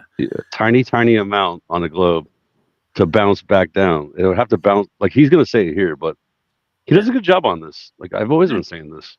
Oh, I like his presentations. I've watched a few of them. Oh, he's good. pretty He's, And did I hear earlier that I knew he as was close a as I school put teacher, Finn but I invented didn't to know. save the globe, because hold on, he hold was told, Guglielmo was told, that Let it me would get- be impossible, let me first of pause all, this. to do. Go ahead. Derek, what were you saying? Goodness. Okay. I I knew think you Josh put that. was a school teacher, but he said creation Yeah. standard class. yeah, he's doing his private schooling now. Well, that's cool. Yeah, it's awesome, bro. It's Mhm. really cool. Right on. He's doing it for private people that want to, he quit teaching altogether. Him and his brother too. His brother did the same thing. They're twin brothers, Yep. And they're doing it according to the Bible and according to like truth. And it's really, really, in my opinion, one of the coolest things that any teachers can do. Right. Yeah, Charles is kind of doing the same thing, but he's still in the publics, but he's actually redoing the class, and he's putting in flat earth stuff, and he's getting in trouble for it. So, yeah. But I mean, he scaled it back because he knew that he's got a job. He's got to keep it, I guess. Oh, wait a minute. Crashes 82 said Rogers Ram Ranch. Is that the name of my channel? Rogers Ram. Holy crap. Who's Crashes? I don't know. It Crashes 82. He's been around for a little bit. Anyways, let's get back to All right, it's like one more video. I Okay. threw an ending video in private chat. a bit shooter. Yeah. All right. Let's get back to this thing. It's almost done. 400 feet. But he did it anyways. Oh, crap. And they argued that, curve is going to be in the way. Don't try it. He did it. And he used a 400-foot tall kite flying apparatus to make sure that it was above any obstructions. Not curvature, any obstructions that might have been in the ocean. And it worked. They were able to have that signal go there in 1901. And they have since gone way further. Of course, all of their refraction models put the ionosphere thousands of miles up. It would not be this high. It would be much closer like way 62 closer, miles, like I as close think. as I've put these lines here to scale with as high as they tell us that is. And so one bounce is not likely. It would have had to have been many bounces off of a gas. Bouncing off of a gas. They can prove that in the lab. I'd like to see radio waves bouncing off of a gas layer. It's ionized, though. It's the ionosphere. It's charged. And so their scale versions are not, or their versions are not to scale, but they have since gone from England to Australia. And again, the refraction experts say that that's what it was, when there's just absolutely no way that many bounces could have happened at 13,940 miles. It's just not possible. And so powerful proofs. I'm going to try to put together something very detailed that goes over all of the best proofs, going from the lack of curvature, proof of the firmament, and, you know, obvious fakery that they have with their space agencies. I can cover that as well. But for me, it's the proof. If there's proof of one reality, then the other reality is going to require lies and deception. And if you find any lies and deception with the people who are proving it, you need to throw out their evidence, because they have been caught lying. If it's real, they wouldn't have to lie. But I wanted to share this to get out more proofs, because end time deceptions are here already and they are happening. Revelation is going to unfold whether we like it or not. And I'm excited for it. I know some people are excited for it. It does mean that things are going to change, and it's not going to be comfortable for a lot of people, but our Father will provide. Be at peace and know that He is always taking care of His own. That's There why won't be a people are rapture. sealed for protection in Revelation. They are not harmed. It doesn't say pour out your wrath on all of the elect. It says the ones that are sealed, those you cannot hurt. And so be sealed for the Most High and find out what that means, and be Revelation ready, because we are living in Revelation times, I believe, where things are changing rapidly, and the lying signs and wonders are going to improve as technology improves. And there's a time where we're not going to be able to tell the difference by looking at something on a TV screen. And I know my good friend Mike Helmick, rest in peace, said that years ago. And I can't believe that we're already almost there. And that was only like 7 or 8 years ago when he said that. And so anyways, you guys are the best. I love you. The Father loves you. You are beloved creations of the Most High. Don't take that for granted. Spend time with Him. Get to know Him. He is not who this world is telling us. He's far greater. But that's it. We will see you guys next time. Cool. Got a nice little video. Yep. I like this. Yeah. I want to shout out the Flat Earth Brothers. They do a good job. Yeah, it was a good video. I threw one in there too to end on, because I got to get going. Okay. Which one do you want me to do? There's one. The very last one. All right. Now, D-Man, it's been a pleasure having you on. Thank you. Let's Appreciate put it. that It's way. good to see you, Roger, as usual. Good to see Scott and everybody in Yeah, chat. man. Hold on. This mechanism Let by me stop stop. the thing so we can hear you. It automatically queues up when I go to the BitChute. Sorry. What were you saying, D-Man? No, I was saying it's good to see everybody in chat. I'm glad to see everybody. Hope everybody's well. I want to make it audible for everybody. Yes. And these are good little videos you get on BitChute too. I like them. And D-Man, I'll see you in my next show. I'll probably do it next week. I'll start doing 2 shows, and Yeah, we'll that's cool. figure out a name. We'll put one in. We'll figure it out. We'll work it out. Yeah. Well, yeah, take care, everyone. God bless. Have a good one, Derek. Oh, thank you. And Scott, great song. I'll play another one of your songs next time. Okay. I never thought I would hear you do Sublime, but you've done another Sublime song before, haven't you? Yeah, when you going to do some ABBA? Yeah, there you go. Just kidding. Nope, Waterloo. Yeah. I'm sorry. not happening. Good talking to you, Derek. Derek, it's nice having you on, man. Scott, Yeah, man. same with you. Good to see you, Scott. And here we go, guys. Night. There is one level Earth question that is often used as a defense mechanism by stubborn globe defenders. It's more rhetorical than inquisitive, and tends to be their final discussion point before refusing to engage further with the subject. This question, formulated one of several ways, is, so what if the Earth is level?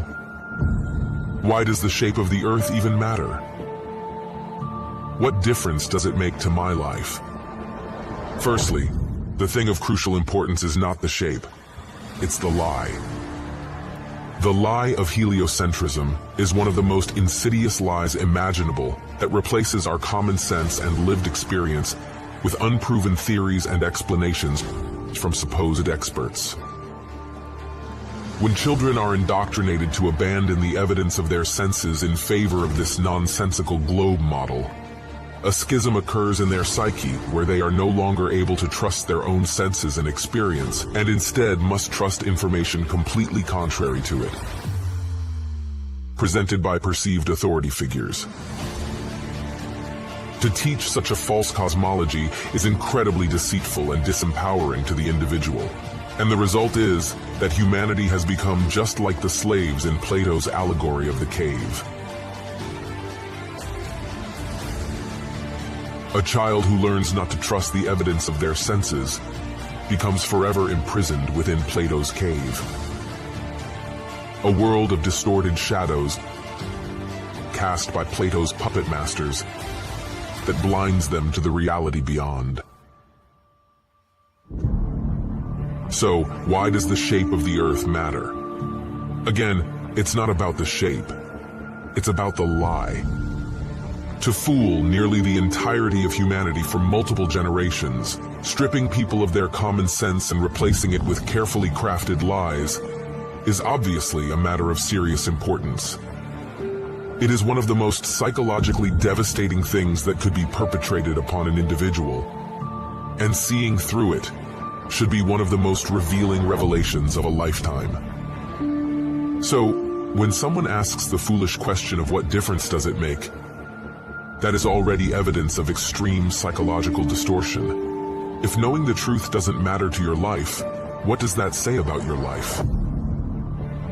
The Level Earth is an epic epiphany that changes many people to their core, affirming their common sense, developing their critical thinking skills, and reigniting a spirit of discovery and adventure. In this way, the Level Earth revelation is holistically helpful and truly transformational for many on an individual level. Even more importantly, however, is if humanity succeeds in fully exposing this egregious lie and finally rooting out the liars, the beneficial ripple effect it will have throughout society is massive. Once these foundational facts are realized, these governments, universities, media outlets, and other entangled organizations suddenly and completely lose all credibility. The resulting mass mental exodus away from the control system is exactly what is needed. Essentially, once the Level Earth conspiracy is exposed, so is every other important conspiracy by proxy, because this so-called mother of all conspiracies holds under its umbrella so many fundamental and foundational facts, and fully reveals them. When confronted with the demonstrable evidence for our Level Earth plane, one of the most common and frequently asked questions is, why would anyone lie about the shape of the Earth? Why would there be a worldwide conspiracy to hide the true dimensions of our home? What would be the point of hiding our Level Earth to begin with? Many who ask this question haven't actually researched the subject and understand that those who aren't directly involved in the lie cannot fully comprehend the motives of those who are. Therefore, the often repeated phrase, "Why would they lie?" is more a cynical defense mechanism than a genuine question. So we cannot definitively answer the question of motive, but we can attempt to deduce and guess what it may be. Government space agencies are freely receiving trillions in currency over the decades to produce little more than rockets that end up in the ocean and CGI cartoons on television. Maintaining the illusion is comparatively cheap, so rather than being some unrealistically expensive enterprise, it is actually an incredibly lucrative and profitable scam.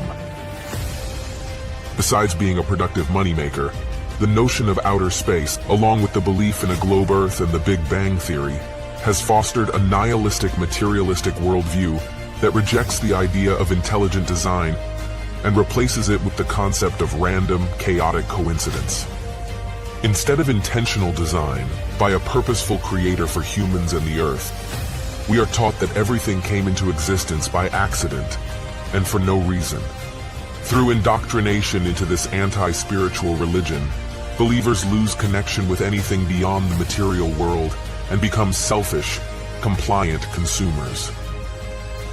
This then sets the stage for further manipulations as people deceived and disconnected from their true foundations can be led anywhere. Two places we are clearly not being led by this globe deception, however, are Antarctica and the North Pole. These two locations hold inherent significance in the level Earth model of the cosmos, as Antarctica is the elevated outer rim that encompasses and extends around all the other continents, while the North Pole is the center point of the world, where all compasses point and directly below Polaris, the only stationary star in the sky. Interestingly, ancient world maps from before the globe deception took hold depict additional lands in both regions. Since then, however, these locations have completely disappeared from all modern maps. By turning Earth into a ball, these potential extra lands, resources, and civilizations have been conceptually erased from the minds of the masses, as there is literally nowhere left for them to exist. In summation, the globe lie is the biggest and most fundamental deception imaginable. It uproots humanity from the foundational truth of our level Earth and sends them spinning out of control in a vast, unintelligent universe. Scientism has become a new world religion, and the masses now follow blindly towards whatever future is manufactured for them.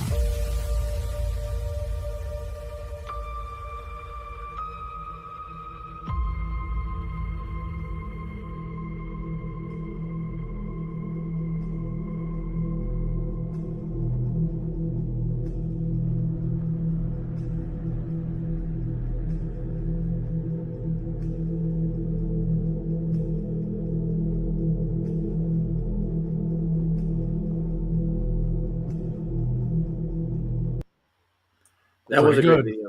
Pretty good. But just for that, I'm going to play one of Jim Anus's right quick. He made a video for Ryan. Yeah, cool. Yeah, it's Sergeant's Moon. That's Ryan's last name, but Not related to Mark. not at all. Matter of fact, he hates the idea. I'm sorry. Am I got the right one up? Let's see. Yeah, I do. Nice. Here is Mr. Anus. How long is this one? 7 minutes, it looks like. Yeah. Big one, Jim. Perfect. That'll hit it right on 3. Perfect. All right. Beautiful. All right. Night, guys. I'm going to leave after this. All right, man.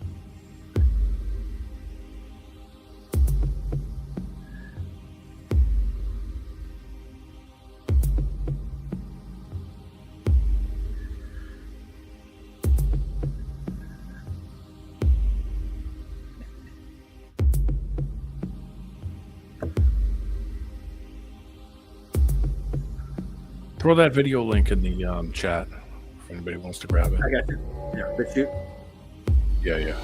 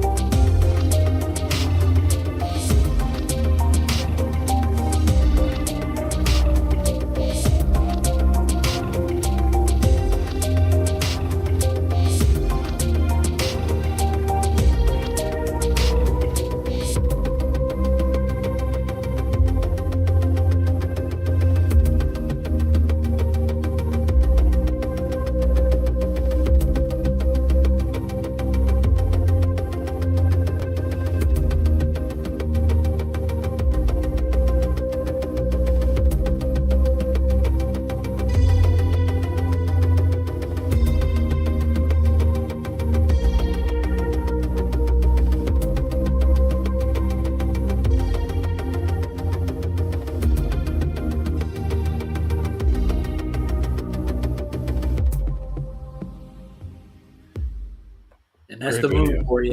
Yeah, Yeah. it was. Good night, guys. Hey, everybody. Yeah, good night. See you next week. All right. I got a lot to do the rest of this week.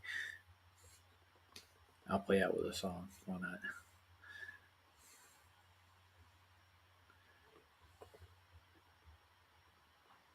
Oh, and I didn't notice, but can you guys hear Bob Ross in my background? Nope, we didn't hear him once. Oh, okay, Nope. good. Because, yeah, my TV's unmuted. So we're going to end the Fed here. All right. Night, guys. Right on.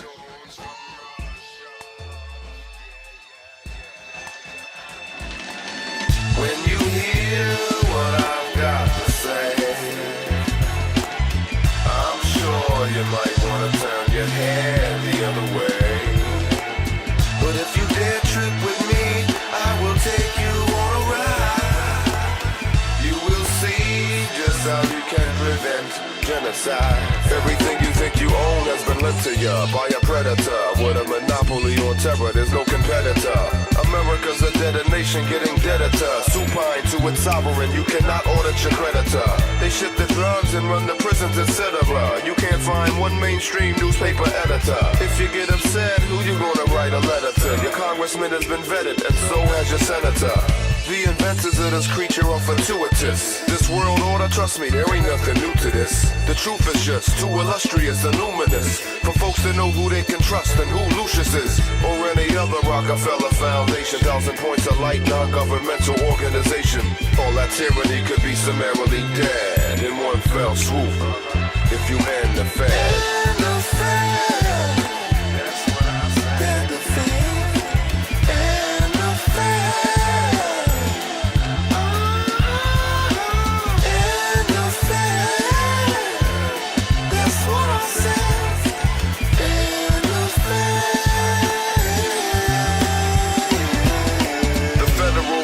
Is a monster, and you'd be foolish to think their main goal is not to conquer. Your mindset, slave, don't ever forget, slave. You have just been turned into a bona fide debt slave. Officially, when you take the real route, there was a banker takeover, fuck a bailout. They got the public clamoring to stick their tail out. This is admiralty law, they rob you then they sail out. Ain't nothing new, eventually you'll see the cinema. They had this movie rolling centuries, if not millennia. No wonder why they wanna censor me, cause I get into ya. Been the treasury to let you see it needs an enema. The dollar's dead and now they nickel and they dime you. That was manufactured in a lab like the swine flu. Cast your vote today to kill the plague. These motherfuckers should be sentenced to death at the Hague.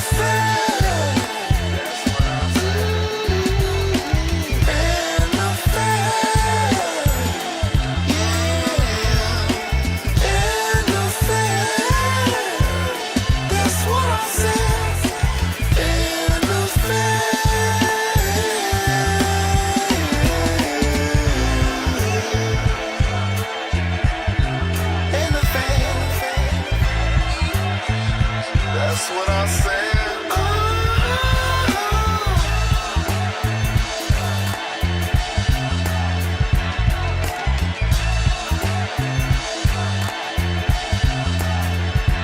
How about that Alan Greenspan? What a maestro. Vacationing in Hades, he really has a nice glow. His money created what people call culture, carrying on the same traditions as Paul Volcker. It's so fun, why the hell it got to end? All these monetary funds, we still got a lot to lend. Let me take a little glance at my teleprompter friend. He could tell me what to ask Mr. Helicopter Ben. He's dropping dollar bills from the sky to offshore banks who like to fly. We got a candidate, he's very polished. NAFTA and GATT, all that will be abolished. Please disregard whatever you heard on your corporate television, it's forever absurd. Obama's got a lot of devils to serve, and they're all affiliated with the Federal Reserve. Dead the Fed. They all